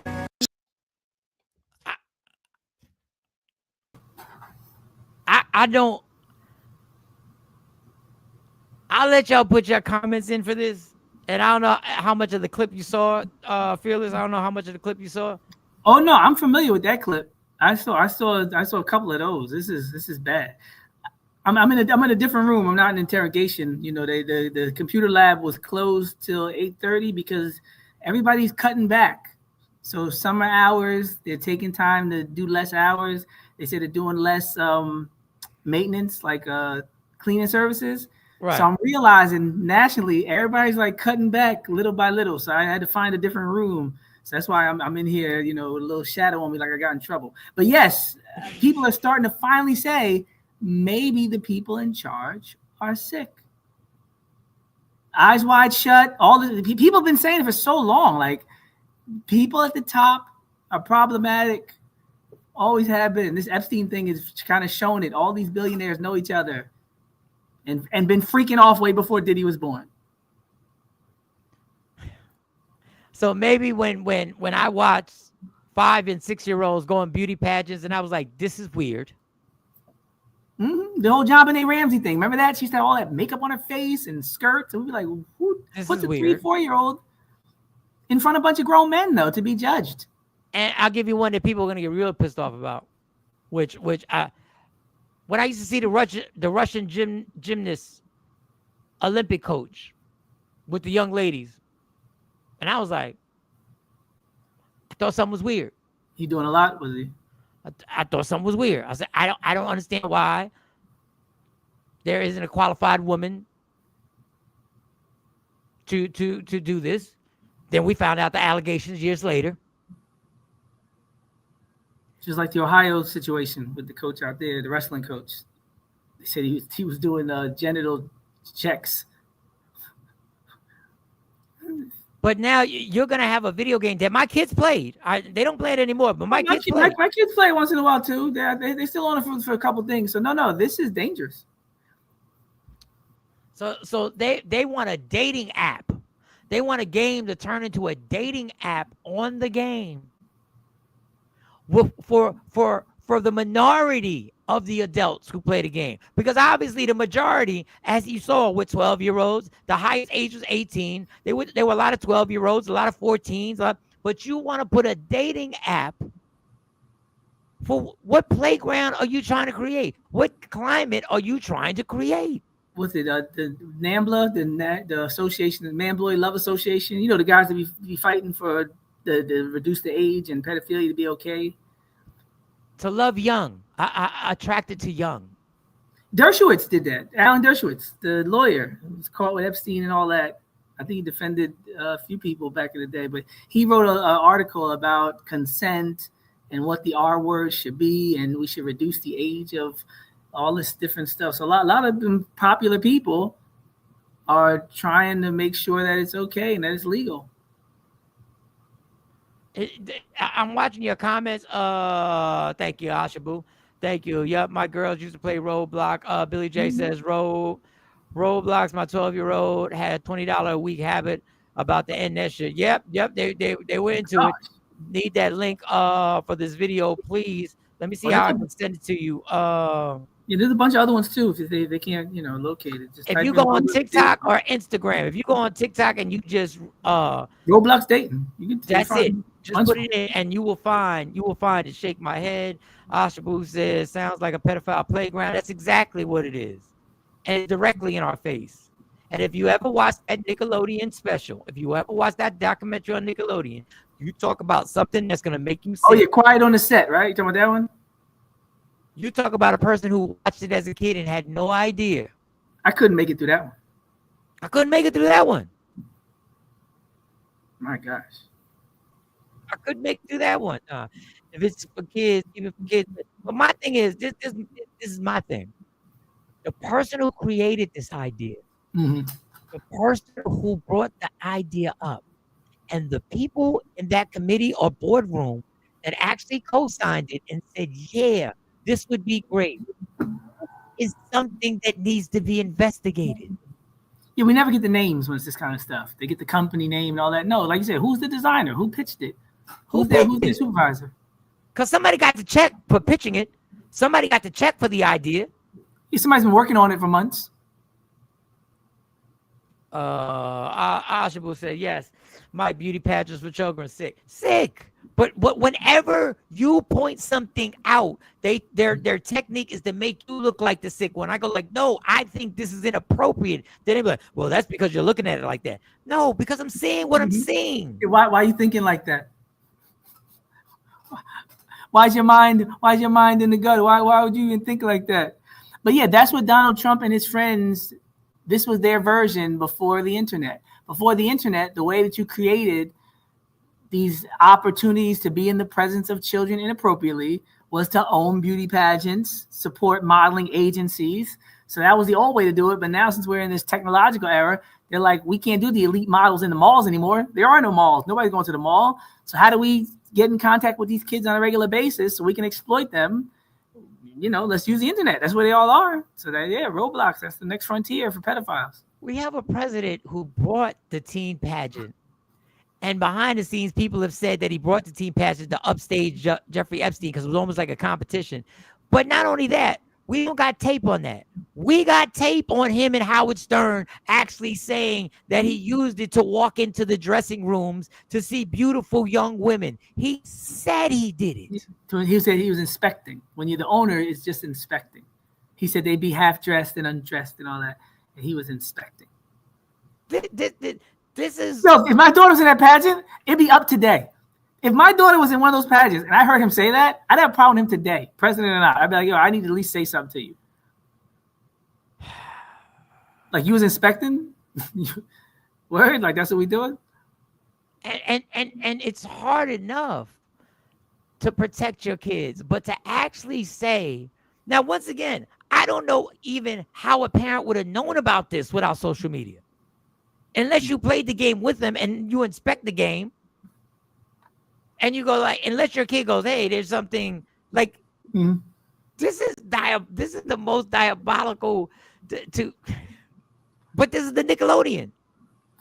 Yeah, it's just a little bit more in our face now, but it was always in our face. It was always right there below the surface, right? It was always right there below the surface. Now it's right in our face. But we want your kids. What you gonna do about it? We want your kids. We're coming for your kids. And I have a clip, speaking of young people. And I hate the term YNs, but I'm going to use. If you want to know why, to make sure that they went at young black men. If you wanted to know why, I'm going to show you a clip on what they were scared of. This is a TV show. I'm going to say the 60s. I don't know if it's 50s. I'm going to say the 60s. This is a TV show. There's a black preacher preaching and some young, which what we would call, I'm only using the term because that's what it's called. I don't like using the term YNs. I'm going to show you a clip. I'm going to show you why they had to make sure they got to young men and they destroyed anybody leading young men into anything that would fight for their freedom. I'm going to let you just watch this. Hopefully you can hear it clearly on the dialogue that goes on. I just want to tell you that. And don't say nothing else to me. Go ahead, son. As I was going back to see, he pointed out for me I could go back when I want to. Go back to where? Huh? Go anywhere. Sir, could you stand up? We can't hear you. Could you stand up over there by the microphone? You mean to Africa? Do you mean to Africa? Do you mean to Africa? We are not Africans no more. You have raped our great-grandmothers and stuff and changed us. Let me finish. And gave us a name as a Negro. I am not a Negro. A Negro is a person with a slave at the man. I just want to tell you that. And don't say nothing else to me. Sir? My name is Reginald Dobbs. I live at 3319 Maple. One of the ghettos areas that was pointed out in the film. I'd like to direct a question to Reverend Mitchell. Do you think that we will be satisfied with the jobs they are giving us? Yes, son, I think so. Simply because we are asking that you be trained on the job, and they start you off with a certain salary starting rates, and you would be promoted up to the maximum of the job. No, I don't believe that. The white man is gonna keep you where he got you. You're not going no higher than he wants you to go. And we ain't gonna settle for nothing but all the way. About this violence and non-violence, I'm for violence. because we have pleaded for the last 400 years. Mr. Meek said you did not speak for him. How would you talk to a young boy like that? Well, I would say I would definitely have to use the Bible, Mr. Duggan. No, I don't hear that. Well, this is my only way. I ain't no Uncle Tom. Well, salvation is can't free. brainwash me. Jesus said, first you seek the kingdom of heaven and his righteousness, all of these things will be added. Heaven is on earth, mind you, brother. Where you gonna go when we start revolution? Whose side are you gonna be on? Are you still gonna be on your knees begging for us jobs? I was, as Mr. Meek said, he wouldn't die standing on his feet rather than to die on his knees. I will die standing up for God, regardless of any circumstance. Okay. Have God ever told you to let this white man rule you like he is? Well, young man, you first must be born again. God is a spirit. I ain't born again. I ain't got to be born again. See, I was born in a new generation. Your mother could have brainwashed you, but can't nobody brainwash me. I'm ready. It's gonna take young boys like us to win the revolution. The white peoples realized today that they was wrong for enslaving the Negro. The great mass. May I finish? I'll wait. Why, if you so militant and so intelligent, why don't you keep your mouth shut? I'll tell you why, Reverend Mitchell, because I'm sick and tired of you standing up there on a television camera, a black man with a white heart and a white face. You're a black Anglo-Saxon, you're a disgrace to the race to stand up about a white man loving you. Ask Medgar Evers' wife. Ask the parents of the 3 civil rights workers in Mississippi. Ask Jimmy Lee Jackson's mother. Understand? Ask Grace Louise's 5 children who were shot in the head because he's riding with a black boy in the car. You stand there and talk like an unmitigated fool. I'm intelligent enough that I don't want to listen to your dribble. May I? Go ahead. So, and I say whether you agree, disagree with the direction, the views, and opinions, I will say this. The reason why they had to get young men like that in check and they had to destroy them is because they knew the energy that they had, if led in the right direction, would break down a racist system. They knew those young men, led by other men who looked like them, for the right reasons and for freedom, would be a problem. That's why they had to pull a full court press in any way possible to put them in situations that were unbearable, and they thought there would be no way that they could fight through that, and they have. But the fight is, we got to brainwash them. We got to put them in jails. We got to take away their education. We got to give them every influence possible to destroy that energy, to it to be used and transformed into something against themselves, because they don't want millions of young men like that. That's just my spiel. Dr. Smith, you are definitely, the floor is yours. No, I need that clip. Usually I've seen most clips because I sit at the computer all day, but that clip I actually haven't seen before. And yeah, I remember we had a similar conversation. We talked about the whole men and women thing, when it was misinterpreted or whatever, we had the debate. But yeah, that's what I'm talking about. That energy is and plus, when men are acting like men, it doesn't cloud the debate, the discussion, just like when a feminine woman walks in the room and men straighten up, or an elder walks in the room and the young boys just straighten up because the elder is carrying themselves like an elder should, not trying to be a kid or talk ignorant or young. Like, when people are in their places, it just restores order to things. And the fact that they weren't tolerating the Uncle Tom is something that we just don't see anymore. And it was ironic that Nick Fuentes just called Jason Whitlock and Candace Owens and all them Uncle Toms. And he called it a B word and everything else. And it's like, now will you finally understand? I think it was Ice Cube, Be True to the Game. In the beginning of the song, he says, this is what they think of you.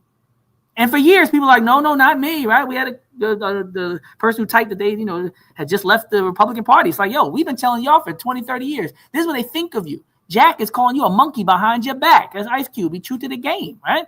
Living way out. Fool, go home. Spray painted on your house, right? Like, blacks always got to show their teeth, right? This whole thing of, yo, at what point are you just going to realize somebody doesn't like you and wants you to be dead and subservient? And that's the whole of the matter. Like, well, yeah, but we got to think economics. Yeah, but you got to understand, see, if we just pray like this, like you, all that could be true, but you still have to understand who your enemies are. When we deal with the military, we always talk about who our allies are. We support Israel because they're one of the greatest allies in the region. Everybody else knows their allies and their enemies. You talk to black people, who's your enemy? Stuttering. And whatever kind of job they have, more stuttering. The more they're indoctrinating the system, the more they're going to stutter. When you say 400 years of evidence from cutting you up, from barbecuing your flesh and eating you, from boiling people and everything else, their bodies in jars as souvenirs, taking pictures of you being murdered and turn them into postcards, making sandals and wallets and shoes out of your skin, experimentation on you medically. Like, who is your enemy? You know what they'll do? We don't really look at color, and people, you can't say that. A long time ago, who's your enemy? You have an enemy. Look outside today. People talk about we want all white towns and we want the subservience and we want to deport people and we want to bring slavery back and we want to end DE&I. Who's your enemy? I don't want to sound like the Nation of Islam or nothing. I'm trying to keep that. I love hearing brothers like that talk. And the only problem I have historically is when the brother said, where do you want me to go? Do you want me to go back to Africa? Because this whole notion of how and when black people got here, despite those big 2,000-ton Olmec heads in South America with the big fat Negroid features, despite all the pyramids that they found that are similar from the Aztecs in Ethiopia, showing that there was, connections, they go to Asia in parts of Japan and they see sarcophagus tombs that are decorated just like they were in Kemet. The ancient African presence in Asia, you can look it up. The ancient African presence in Europe, you can look it up. Turtle Island, when it was here in America, when Columbus got here and he talked to the people here when he got lost, he said, we were trading guinon, is this combination of metals. We were trading with the black people. They told him this. Columbus wrote it down in his diary. So that means they had boats. That means they communicated with them. That means they were trading with them. You really think that when Columbus and them got here, they were able to understand their language and they were able to grunt and communicate? No, they had interpreters. The same way they had people that were there to help them navigate the seas. These black people, there were black people there that got off the boat that was able to be the go-between between these white folks that had never met these people and these people who they've been trading with for years. Black people were here first on the planet. We have been everywhere. The seeds of every major civilization from Europe to Asia to America began with African people. But 2/3 of human history was on the continent before any migration took place. That's the story of humanity.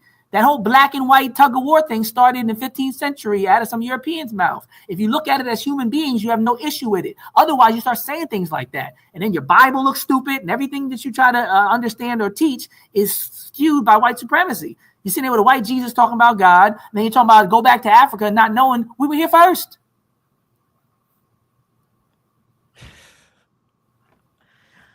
Oh, my. Yeah, the author's name is N.O.R.E Rashidi, because I know some people like to read.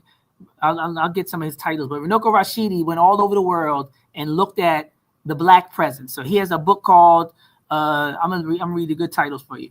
African Star Over Asia, the Black Presence in the East. The Aboriginal Black Olmec Civilization. Like, the first Americans were African. That's Mike Imhotep. But you can look at people showing you, even now, they just did some mummy thing where they lied again on the mummy. And people went through it and said, no, you can look at lied on the mummy.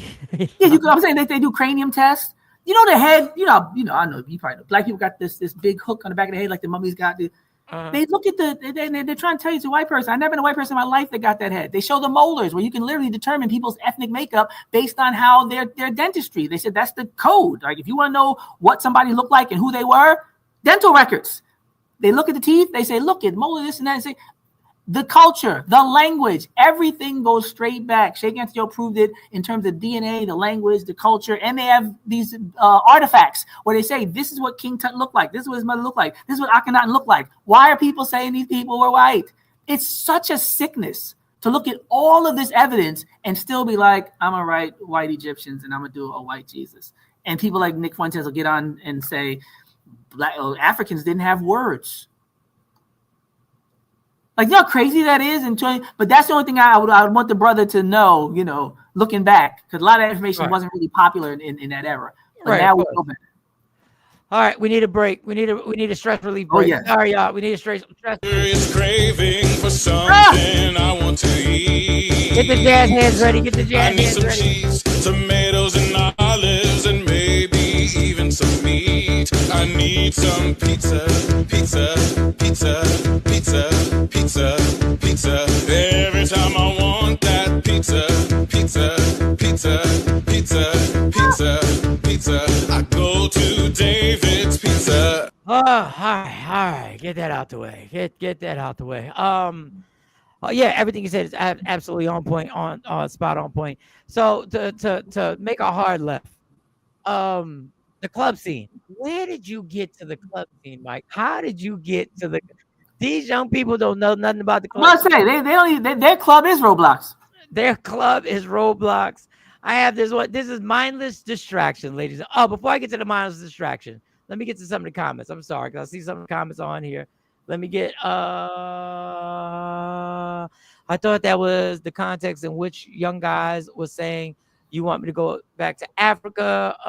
Let me see. Let me get up. Let me try and get Wait. You know what's funny? There's a popular I can actually show it. You see right here. Wait, let me see. You see who that is, right, Mike? In the picture? Yes. Uh-huh. That's D from What's Happening. Uh-huh. Who just passed away. Ironically, we just talked about, how she passed away. That's the popular picture that went viral when people first started sharing the first definitions of American.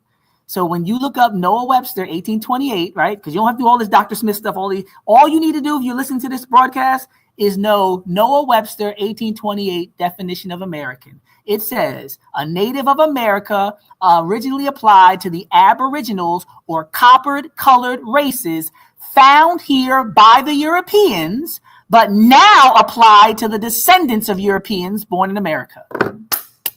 Case closed.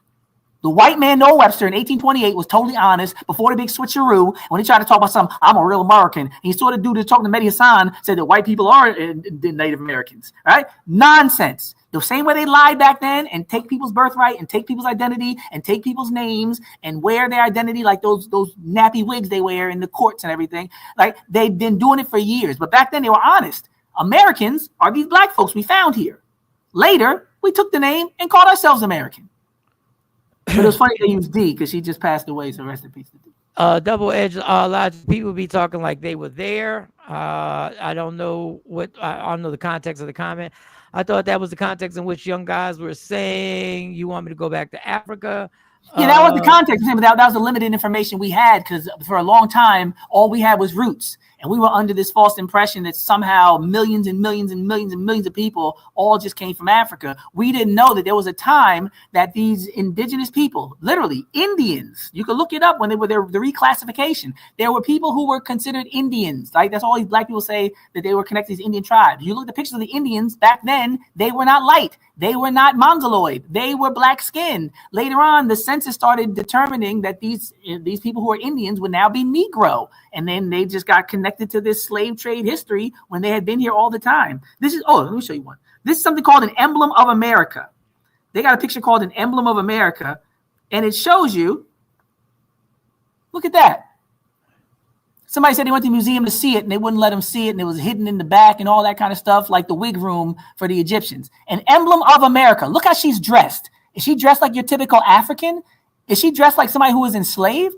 At what period in American history did black people ever dress like that? There's a whole lot they're not telling you. Why was she wearing a bunch of feathers? What black people do you see walking around with a bunch of feathers and animals? Planet of the Apes, Mike. You saw Planet of the Apes? They lied to the guy. He found his own monuments. Damn you all to hell. And I walk around every day thinking, damn you all to hell. Because you got this matrix going with a bunch of lies and you're using other people's stories and birthrights and names. And one lady said that she was from Florida, indigenous. And she said her elders always tell her they want to run us off the planet. They want to run us off every part of the planet. She said that her elders always used to say that about her. She said one day we was in Florida. Next day they reclassified it and changed it to something else. We was living in the swamp territory. So it sounds just like Gaza. It sounds just like Gaza. Little by little, they start taking all the land. And she said what they start doing is changing the names. And she said then they put the new names in the history. And even when they wrote letters back to their home countries, they were using their new names. And that's just what they do. And once you realize that's what they have been doing to everyone for hundreds of years, when you hear about Gaza, Middle East, and all these new names, say, oh, they're back at it. And they sit there the whole time and make it look like it's not something bad, and then the people just happen to disappear. So Coco's Cypher says, I can't get down with all this anti-white talk. You dumbass nigga, it's not anti-white at all. Nobody mentioned race. I'm sorry. White talk when it's been people who look just like me who've done some of the most foul shit to me. Ash says, after I took the break, she said, no break. She said, no break. Keep going. She said, no break. Keep going. All right, got you. Natives were copper colored. Thank you. Double Logic says, I think you missed the clip where I showed the young people from the 60s speaking, Coco. I don't know if you saw the clip that we played. And once again, this is not anti-white. But the irony is, Mike, it was a black young man talking to a black older man, and then another black older man interjected about loyalty to his own community and revolution against oppression. We are so programmed that somehow we still want to protect white daddy and massa. He wasn't even in the conversation. Nobody was talking about white people. We talk about how we can get ourselves free. The whole clip was about what's best for black people and how black people should behave toward black people. And then somebody said, I can't get with the anti-white. Do you see how indoctrinated and lost and dislocated we are? How enslaved we are with our mentality? What is our boss? We sick, Malcolm said. We sick? Like, how do you identify with white people in a conversation they're not even present in? The white man was just sitting down enjoying it, getting all the money from the ratings. The white man wasn't being indicted in that clip. I said the African presence in ancient Asia, the African presence in ancient America, before white people were even there. And that's what my mentor always says. You can't even imagine a world without white folks. That's why when people tell you that 2/3 of human history occurred before people left Africa and the whole world was black and black people ruled the whole entire world. So these origins of every major religion, every prophet, there's no such thing as a pale prophet. I'll say it again. Whatever you believe, there's no such thing as a pale prophet from the ancient world. None of them were pale. But you go into these spaces where you're like, I just can't go against white people. They've only been here for like the last few years, relatively. And they're not even part of what we're talking about. So I want to, because Coco's been here for a long time rocking with us. So I just want to say this, Coco. I'm not saying you're saying, I can never say what you just said was wrong. People who look just like me have done the most foul shit to me. And you have stated that, and that's an absolute fact for you. And the people in my life that's done a lot of foul shit to me have looked like me, and they've looked like other people too.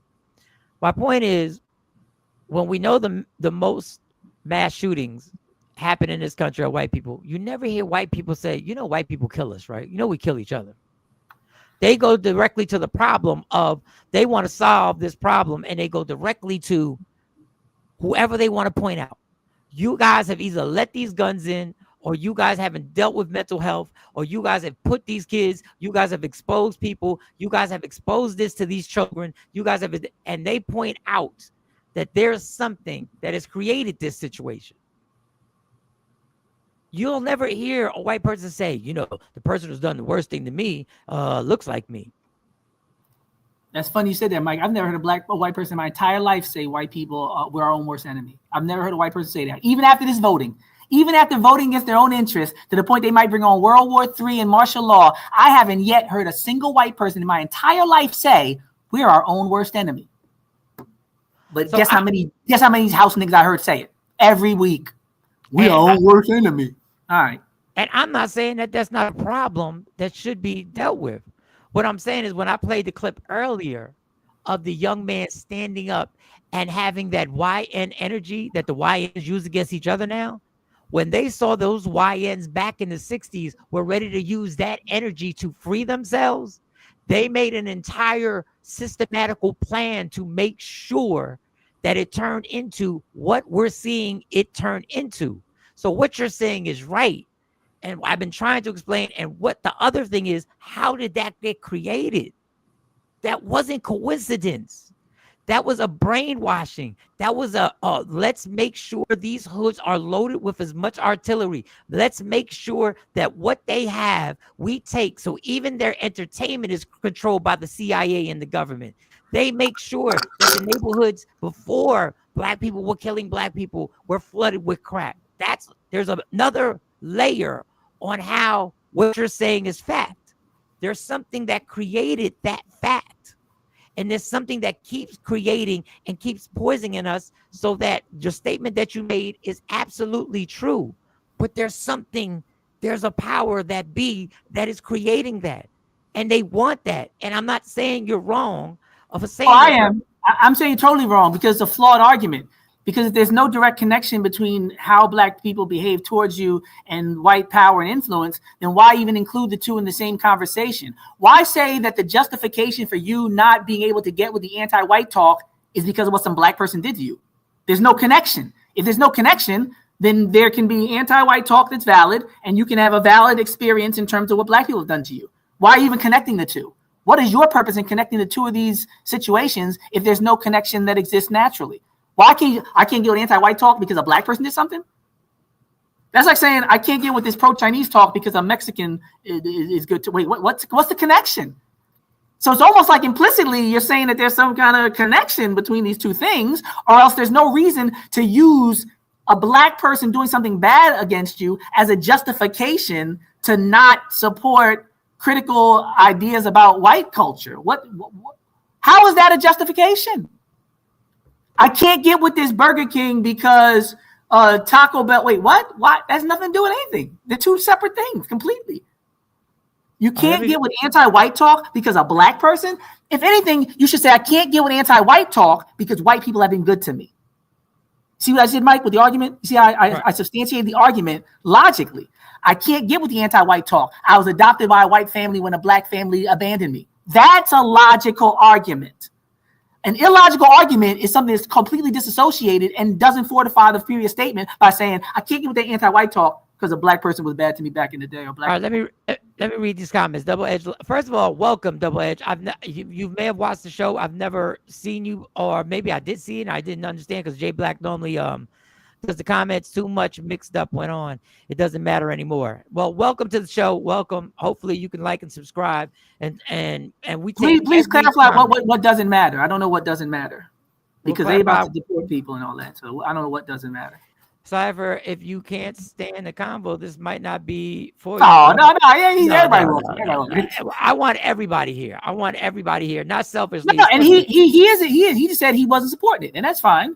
I just said if you're gonna make an argument, make it make sense of why you're not supporting it. If you want to try to substantiate it with another statement, he could have just left it at I don't support. I can't get with this anti-white. Whatever, and I'll just say nobody was anti-white.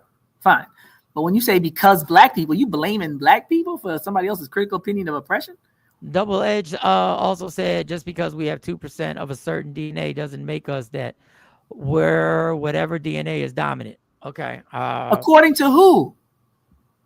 According to the one drop rule? According to the history of black culture and passing? And what? Since when do you need the majority of your DNA to be something to be considered black? Well, Cypher, being a hip hop fan, said I did miss the clip. I heard Ice Cube and woke up. And when you grew up in hip hop, if you hear something about it can't wake you up. But I'll play the clip for you. And my whole basis was, well, I explained it already. So this is back in I'm assuming the 60s that this happened. So I'm gonna let you hear the dialogue that went on. I just want to tell you that, and don't say nothing else to me. Go ahead, son. As I was going back to see, he pointed out for me I could go back when I want to. Go back to where? Huh? Go anywhere. Sir, could you stand up? We can't hear you. Could you stand up over there by the microphone? You mean to Africa? Do you mean to Africa? Do you mean to Africa? We are not Africans no more. You have raped our great-grandmothers and stuff and changed us. Let me finish. And gave us a name as a Negro. I am not a Negro. A Negro is a person with a slave at the man. I just want to tell you that. And don't say nothing else to me. Sir? My name is Reginald Dobbs. I live at 3319 Maple, one of the ghettos areas that was pointed out in the film. I'd like to direct a question to Reverend Mitchell. Do you think that we will be satisfied with the jobs they are giving us? Yes, son, I think so. Simply because we are asking that you be trained on the job, and they start you off with a certain salary starting rates, and you would be promoted up to the maximum No, job. I don't believe that. The white man is gonna keep you where he got you. You're not going no higher than he wants you to go. And we ain't gonna settle for nothing but all the way. About this violence and non-violence, I'm for violence. Cause we have pleaded for the last 400 years. Mr. Meek said you did not speak for him. How would you talk to a young boy like that? Well, I would say I would definitely have to use the Bible, Mr. Duggan. No, I don't hear that. Well, this is my own way. I ain't no Uncle Tom. Well, salvation You is can't free. brainwash me. Jesus said, first you seek the kingdom of heaven and his righteousness. All of these things will be added. Heaven is on earth, mind you, brother. Where you gonna go when we start revolution? Whose side are you gonna be on? Are you still gonna be on your knees begging for us jobs? I was, as Mr. Meek said, he wouldn't die standing on his feet rather than to die on his knees. I will die standing up for God, regardless of any circumstance. Okay. Have God ever told you to let this white man rule you like he is? Well, young man, you first must be born again. God is a spirit. I ain't born again. I ain't got to be born again. See, I was born in a new generation. Your mother could have brainwashed you, but can't nobody brainwash me. I'm ready. It's gonna take young boys like us to win the revolution. The white peoples realized today that they was wrong for enslaving the Negro. Not just the great mass. May I finish? I'll wait. Why, if you so militant and so intelligent, why don't you keep your mouth shut? I'll tell you why, Reverend Mitchell, because I'm sick and tired of you standing up there on a television camera, a black man with a white heart and a white face.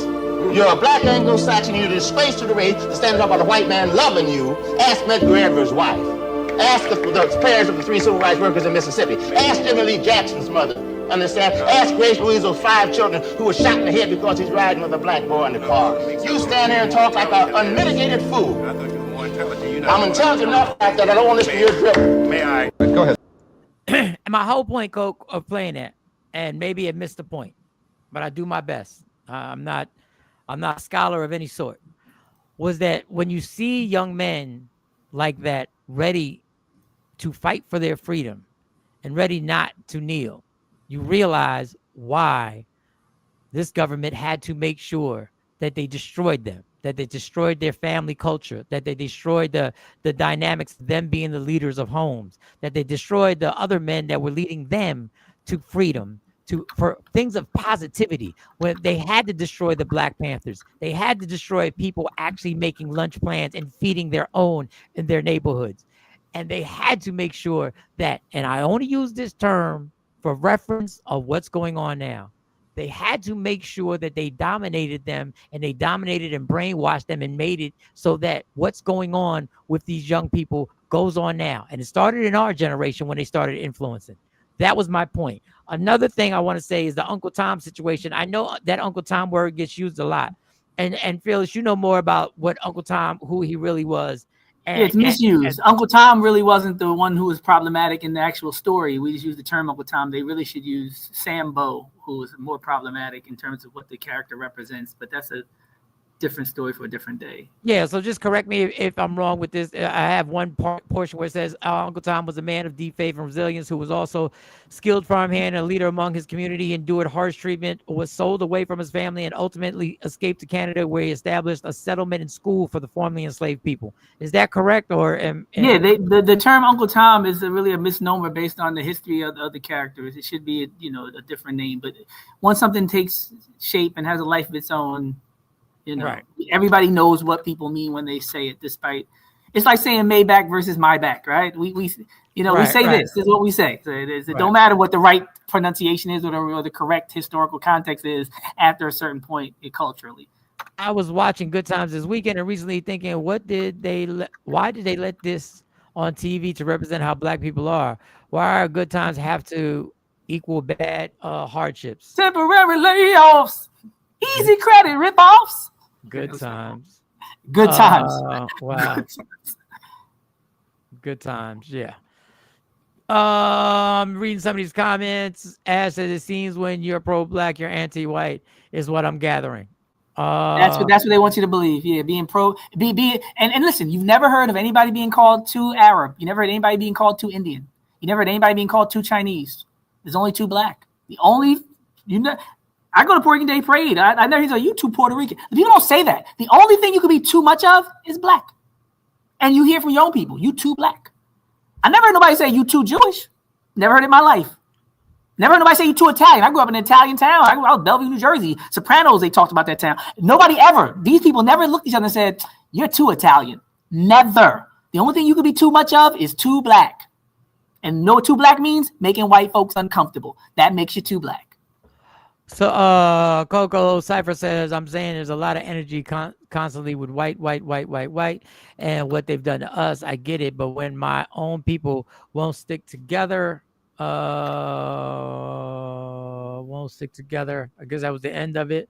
But it's not what they've done. It's what they're doing. It's not what they've done. It's what they're doing. They just denied the people in Tulsa their rights to get reparation, then later tried to give them a little something. Like, this all happening now, gentrification. These towns that are underwater right now, like Lake Lanier, they're still not in the history books. They're trying to take more stuff out of the museum history books today. When Elon Musk is making this whole toxic generator over there in Memphis, like they're killing us. This is today. Today, they're cutting all kind of benefits and healthcare today, disproportionately affecting black and brown people today. Like they're trying to plan a way to bomb Ibrahim Traore for taking control of their resources in the Sahel region and like Burkina Faso. Like today. I hate when that's when people say, I shouldn't have to pay for slavery. So we just gonna skip redlining, we gonna skip lynching, we gonna skip Jim Crow, we gonna skip all the different things that you did with keeping us out of schools and like all you need to pay for and bombing 60 plus all black towns. Like, no, it's not just then. It's ongoing. Trent, I'm gonna try and get the Double Edge said, brother, you think 9 is more than 1? 9 is dominant DNA over 1. Numbers don't lie. Trent said, where did you get the clip? I'm gonna try and send the clip to you, Trent. I'm gonna try and send the clip to you. He is absolutely right. The white powers that be will only want to let black people go as high as they want us to go, which is pretty much nowhere. It's a stay in your place mentality we own. It's not about 9 or 1. It's like I said with the Uncle Tom. If everybody's saying one drop makes you black and some black makes you black, your DNA test ain't changing society and the dominant culture in terms of the hierarchy of racial identity. A lot of people want to say they're not black and act something different. Like, that doesn't change the way you're getting treated. It's called a nigger wake-up call. Trust me, Trend, if I don't want to watch, we don't want you not to watch, Coco. Yeah, it's not that wasn't us. That wasn't That's a powerful clip. He says, this is why they had to flood our communities with drugs, poverty, and illicit rap songs. It was to destroy the progress in education, home ownership, and leadership was starting to bloom in the 70s. And then I gotta give y'all something else. Asha Boo, knee on our neck. Turns out Uncle Tom is a derogatory term used to describe a black person who is perceived as subservient to white people. Got it. And I tried to clear that up, but it is what it is. Let me get this before I play this. Knees on our neck, way before George Floyd, stretching and surviving. Yes, I was just talking about Malcolm X and MLK because we would have been very powerful and a lot more laws would have been in place. We have been brainwashed and needed to be contained. Let me see what other words we got. Scratch and salute. When you say but, it negates everything said before but. Listen, blacks are the only race that is told to date outside their race. This has been going on forever. Tulsa was not the only massacre.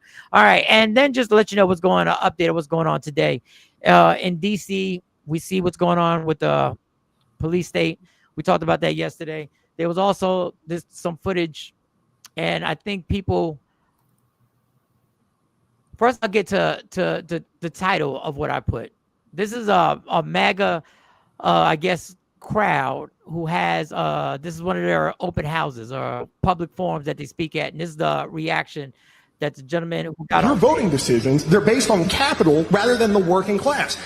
Billionaires and corporations got their tax issues enshrined into law forever, but the working class gets a no tax on tips or overtime that only applies to some of us, and now we wind up in a situation where we are.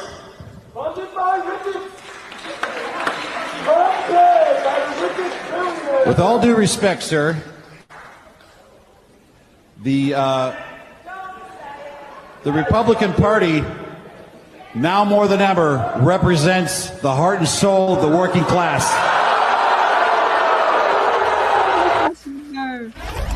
I want to go right into this bill because I know this is something a lot of people have questions about. And quite frankly, from where I sit, there's been a lot of misinformation out there about the bill. Would you sign on or write up a bill for Medicare for all? We've got Medicare now. We can start rolling back the age 5, 10 years at a time. Would you support that? We can't afford that. Yes, you can. I truly believe this bill protects Medicaid for the future.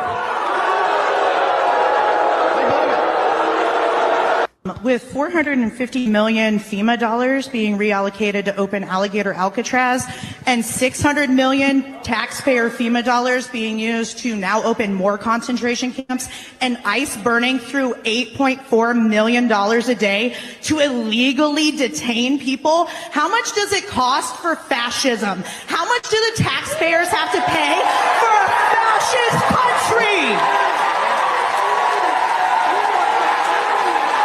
Americans went to the polls in November. Now, I want you to hear the rhetoric. This is what I mean. There's only one person who could run this rhetoric. And I don't think he can even anymore in a town hall meeting. He can do it in front of reporters. I want you to repeat, this is the script. When things are going bad, this is the script right here. And they had a choice between a Democratic candidate that had an open border, no enforcement, fentanyl, drugs, human trafficking. And they had a choice between that and a candidate that said, close the border, get illegal immigrants out of our country. All right, I just want to. How much does it cost for fascism? How? Let me get to the.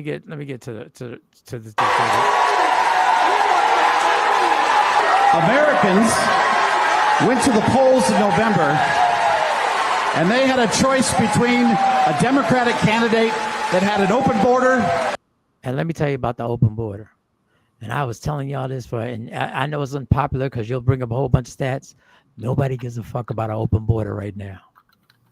When it comes to your Medicaid getting taken, when it comes to your benefits getting taken, when it comes to SNAP getting taken, when it comes to providing and being able to keep a house, nobody cares about the immigrants that y'all claimed, because the immigrants y'all claimed were supposed to be all gangsters and all gang members. I haven't seen anybody, because I promise you Fox News couldn't wait if they could have gotten a gang member, a MS1 or whatever it's called. MS-13, yeah. MS-13, they would have put that in front of everybody. But it wasn't about that, because they're at graduations, because they're going to people's employment.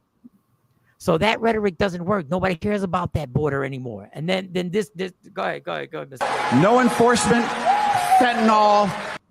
Do you think anybody's talking about fentanyl anymore, as dangerous as it is? Nobody cares. I ain't heard fentanyl in over a month. And I live in Philly. Like, nobody's talking about it. It's just a part of life in certain areas, and it is what it is at this point. Nobody. That is your pitch that you tried to go to. Go ahead, next one. Drugs, human trafficking. Human trafficking. You have the audacity to bring up this is when I know you're stuck to the script, because you should have been smart enough to take out human trafficking, because there's a file out there. Well, no, but the irony is that's what they're engaging in now with ICE. That's what they spent billions on, human trafficking. They're transporting all these people. To traffic people. Thank you. And your last part of the rhetoric. And they had a choice between that and a candidate that said, close the border, get illegal immigrants out of our country. And the reason, in my opinion, one of the reasons why your supporters are so furious is because when we said this is bullshit, they were just like, nah, but we're going to get these Mexicans out. And you know, at the end of the day, we got to protect America. And when we tried to tell you this is bullshit, now they realize it. And now the people at these town hall meetings are catching the raft of everybody going, because, you know, they had to figure out for themselves. Mm-hmm. It had to be. You couldn't be told that. So that's where we're at right now. So even with that being said, because we're about to wrap up, this is where it's going. And this is where I tell you, we're going to have to come out our uncomfortable bubble. And that means me. I said we. This is a barbershop that police tried to go in, black barbershop. And he thought it was going to be a normal day of us just violating rights and going in there. And this is what is about to spark. This is what's sparking up across America. For what? What the fuck What's you wrong doing? with him? Hey, what you doing? What's wrong with him? Hey, they ain't got no warrant to go on your shit. Nah, what is that? What is that? What is that?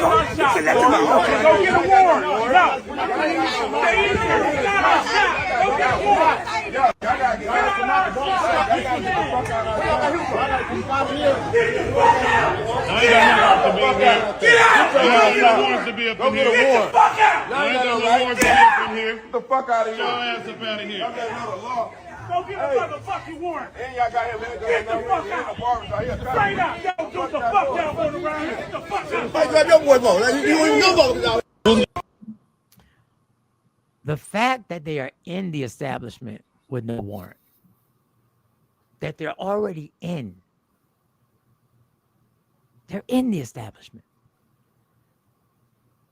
And these are the laws, these are the rights that are being taken from us in front of our face unless people push back. And pushing back is not going to be comfortable. This is going to be a bad time in this country. Because the pushback is coming. You can't turn cities into police states and think the pushback is not coming. And it's going to come from every race. But they're coming for our neighborhoods. The worst thing for us is to leave. That's the worst thing. Because if you really want to know who was treated badly, look at how they treated Marcus Garvey when he really did try to go back to Africa. So it's like that Lauryn Hill song where they ask you to leave, but then when you try to leave, they beg you to stay. So the real mind game is the last thing they want you to do is go back to Africa with your education and your resources. So there's this game being played where it's like, I don't want you here. I don't want you around me. Them all white towns, ain't nobody going to no theater there. Ain't nobody going to a restaurant there. Ain't nobody fighting to go play no sports or recruit nobody from none of them places. So let them have their town and just let's see how it works out. Because in 5 years, same way they did last time, they wanted to burn and bomb ours down. So they don't want separate. They don't want segregation. They want subjugation. They want to have everything and us to have nothing. Because when we said, fine, we'll go do our own thing over here, that's when they really got mad. In D.C., not a fan of National Guard, but citizens here say it's needed. So let's see and not panic is a distraction. Not panic. That's the talking point from the podium at the Trump administration. They say, don't be a panicking. It's a Trump talking point. But most people in D.C. are not saying that. And that's why there was major demonstrations on the street, especially after they came through shooting and somebody lost their life in D.C. Most people do not want the National Guard. And Muriel Bowser just came on and talked about that's why they want to be a state, so they're not beholden to the administration the way that they are currently. And Mr. Breyer, you've always supported. On the first night, a councilman had footage of them coming directly to that block. One person, like Phyllis said, died, and multiple critical injuries on the first night. On the first night, they knew exactly where they were going to go. I wonder if they said that before the Holocaust. Let's just see what happens. Let's just get on the train. Let's not panic. I wonder if they said that when the Africans were getting on the boats, before the Middle Passage. Don't panic. Don't make it a big deal. Let's just go with it and see what happens. Ain't nobody going with nothing based on history. Like, no black person should just go with it. No oppressed people should just go with it. Thank God for Tiananmen Square and somebody who stood and was like, let's not do it. How about that? The president said, don't worry, it's only going to be 30 days. And then ran down the cities that he says, oh, these cities needed too. Yeah, 90 deals. What about that? He was going to stop the war in 24 hours in Ukraine. 100 effing days later. Like this at least 30 lies that you could say. You know what I would like to do, Mike? And if I don't know, maybe we start something tomorrow. I think it will be good if I can take just 3 to 5 minutes to give some basic facts. I think that would help the conversation. I think that would elevate some of the comments. so we can at least get away from things that just completely aren't true. I don't know if I'm able to share my screen or if somebody needs to designate me, but there's some of the stuff that I talk to my students about within like 2 to 4 minutes. There's certain comments that are never made throughout the semester. You know, even like go back to Africa, like certain things like, oh, I didn't know you were the original American. I can't use that. Like, I mean, you have the platform. No, I don't know. I'm saying, am I able to? If I hit share my screen, will they see my screen? Yeah, I'll make. If you you want to share this? I'm doing a test. So tomorrow maybe we can do like 3 minutes or something. I'm just gonna press share. Do you need to put your screen by itself up here? Do I need to just put your screen? No, I'm gonna press the button. I'm looking at the little toggles. One says share screen. I'm just gonna press it and see what happens. I don't know if okay. Sharing tips. Sharing is easiest with 2 monitors. Sharing works best. Blah blah blah. Don't show these tips again. Let me see. Share my screen. Well, you know what? This is what we'll do.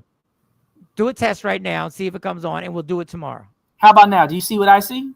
Okay. Wait a second. Oh, there you go. Well, can I do like a 40-second preview as we close out? Go ahead. So this is the type of thing I show. Like when I talk about Planet of the Apes, in the Planet of the Apes trailer, it literally says they build the cities, make the laws, and the gods, and control the guns. So when I say the parallels between society and Planet of the Apes is insane. This is one of the books I always talk about, Nile Valley Civilizations, because it shows, like I talked about the obelisk and all that. This is the Papyrus of Ani.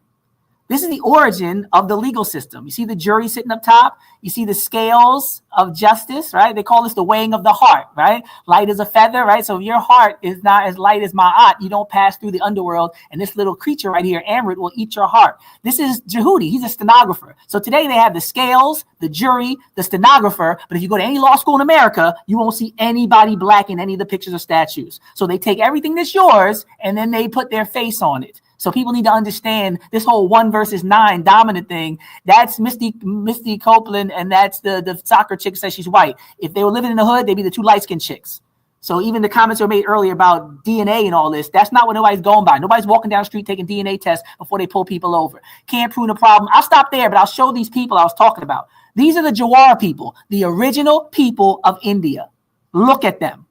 The original people of India. Do you ever see that? Does any Indian official ever tell you that? Does any Indian textbook or brochure ever tell you that? I'm telling you, it's Planet Apes. These are the Negritos, Philippines, origin, original people, indigenous to the Philippines, the Negritos. Go there and say their name. People look at you like they saw a ghost. These are the San people of Asia. That's why Mandela and them have them eyes. It's not Asian eyes. It's African eyes. Because people like Mandela have been looking like that for thousands of years before there was anything called a Chinese or an Asian person. That's why they said the first shoguns and the first samurais were black people. They know that these people exist.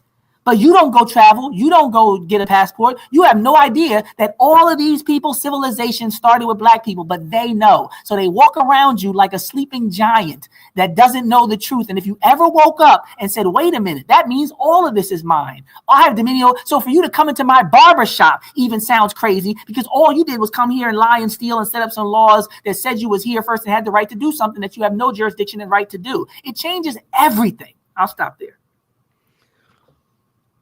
All right, let me get these comments in because we are going to do that. Now that I know that you can facilitate it, we are going to do that. Oh, boy, I definitely don't want to get into any police talk. I would like to have the totality of circumstances with that whole bar. That's what I'm always saying. Get the facts. Get out. We got to watch the rest of the tape. This is insane, and this is what they don't want us to see now.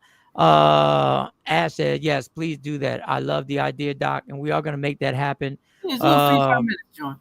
He is working off of white people emotion as the president of the U.S. Yeah, he's trying to calm the folks in D.C. saying, hey, this is just a test.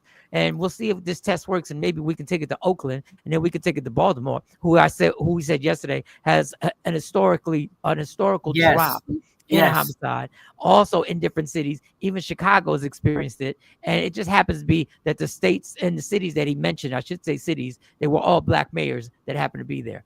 You know, it's also tragic, Mike, that I do want to say, even if these cities were all having problems, this slave owner, slave catcher mentality as far as how to solve problems needs to be critically deconstructed and interrogated. So let's say Baltimore's having a problem with shooting. So you're going to bring a bunch of people with guns to prevent the problem. That's never solved these problems. You've never solved inner city violence with shooting and jailing people. You produce jobs and create opportunities. It's always been a more effective strategy. Marion Barry and others. So for him to not take Marion Barry's model and instead say send in the National Guard shows that whether there's problems in D.C. or not, this person is incapable of solving said problems, whether they were there or not, because you don't bring a bunch of people with guns. And that's the only thing. He's not saying we're going to bring National Guard and give programs for summer and give funding for school. He's saying, I'm just going to take control of the police and send in the National Guard. Literally, I'm a slave catcher. And what the big, beautiful bill has also done is take money away from those programs. That's exactly what the mayor, Brandon Scott of Baltimore, said. How he fought back and his process was exactly what you said. Was exactly talking about mental health, was exactly talking about community service, was giving kids opportunities and where they needed to be, being active, just doing what normal people do, just doing what does every soccer mom and dad do? They have their kids in activities that they can take them to. They have them and they're present. So there's a lot of ways other than bringing more guns into a situation to stop guns. We are going to do the idea that Dr. Smith said. I'm going to get these last comments. Flame up doctor that did it with Jesus, but that's another story, man. You're getting deep. Indian people were here in the U.S., aka us. Oh man. Ashabu, you better teach Dr. Felix. Black people were the first everywhere on this planet. And we will get into that. Have a blessed day, everyone. Keep your heads up and your spirits high. Absolutely. I know it's crazy to say that after everything we talked about, but that's what you must do. You must keep your spirits up. You said the YNs. If the YNs were reading and learning the stuff that I just talked about for a minute and a half, do you really think they'd be covering their faces everywhere they go and putting on earpods and hoodies in 100-degree weather? No. If like I said, if you were walking around thinking we're the first people on the planet, all other people on the planet come from us. No, you don't hide yourself and put on headphones. You hide yourself on headphones if you think you buy into this whole YN goon thug from Africa with no words. That's when you start acting like that. That's why people fear people coming into consciousness. They walk different, talk different, and view their place on the planet completely differently and what they deserve and what they're able to do. And that's why rappers in the 90s who were speaking this were silenced because they were saying exactly that. Changing lives with one song. They would poor righteous teachers. Shout to Grand Poobah and the Brand Nubians. Shout to X Clan. Shout to KRS-One. Shout to Public Enemy. And that was the plan. We have to silence this because we see the power. If a rapper tells you to respect women, listen, for whatever it is, it's the power of the music. When you get a trend of respecting women, that trend will spread like skinny jeans, fast and furious. It will spread. Like wearing NOG and the Bulldogs. I remember Be a Father to Your Child. Be a father. I wasn't even close to being that age, but when he broke it down on how whack and corny it was to be a deadbeat dad and thinking that money and presence, it's not your presence, it's the presence and the essence of being there and showing the baby that you care. Same thing you were just saying about soccer moms. NOG was breaking it down for us when we was 13 and 14. If you ever get somebody pregnant, don't be whack. Don't think your money's going to do everything. You got to step up and be present. Like, yo, I remember these songs to this day. Like these like I said, they programmed us to be better fathers 20 and 30 years later. Tomorrow we'll be at it. Maybe we'll do that on Friday, or you never know. It could happen tomorrow because me and Dr. Smith will be on the text chat. If it needs more time, we can do it on Friday since that is your. I don't need no time. I mean, I probably got like 400 lectures just from teaching all these years. So you know what? We'll do it on Friday because that is your day. No problem. That's your official day. We'll do it on Friday. So set it up the way you want to set it up, and we will give you the platform and the forum to rock out. Tomorrow, because I like the balance thing, maybe I will try and look for mindless distractions for tomorrow, y'all. So maybe we can argue about the child support laws getting changed in Georgia. Ain't gonna be arguing out of me. Change every child support law. Wait, is your daughter doing her thing too tomorrow? And Monty will be on tomorrow. Okay, no. But yes. And child support, I'm still traumatized and toxic, so I'm going to just own it early. So when you hear my opinion, it's coming because I'm in it now. Literally, I filed for contempt. The judge said no, modified my filing, then said, since your wife had the kids, we're going to charge you an extra 10 grand in arrears back pay for the time that she kept the kids when she shouldn't have had them. We know it says 50-50 on the custody order, but all we can go by is where they spent the night. And I looked around on the screen. Nobody was moving but me. So I just stayed still. And they were like, take care, blah, blah, blah. $10,000 for 5 months to have my kids kept from me. I got another hearing coming up in December, hoping they don't try to do the same thing. Wow. Yeah, that's when I hung up, I just looked down like, wow, this is real crazy. Like, this is unfair. But it is what it is, you know? So, yeah, they need to change something. Love me for who I am, not who you want me to be, because I can never be that. Understand there's only one thing in life that's guaranteed. It will end. So enjoy every minute, every second. You fight for everything in your life. You fight for sales. You fight for the code to the cell phone. You fight to find out. You fight for likes and views and engagement. Fight for your happiness. Never let anyone, anything, or any circumstance take it from you. From Michael Sean, from Jay Black, who should be back tomorrow. Dr. Aaron Smith, a.k.a. Fearless, for Sexy Mo, for C. Chung, for Amani, Kamari, Woke Up Inspired, Lady Q. Go to wokeupinspired.com. If you want something customized, you can get it customized. Get your merch, get the t-shirts, get all that. God got me, God got you, God got us. We are gone. Gone. Michael Sean and the Takeover Legends, where the truth hurts, but also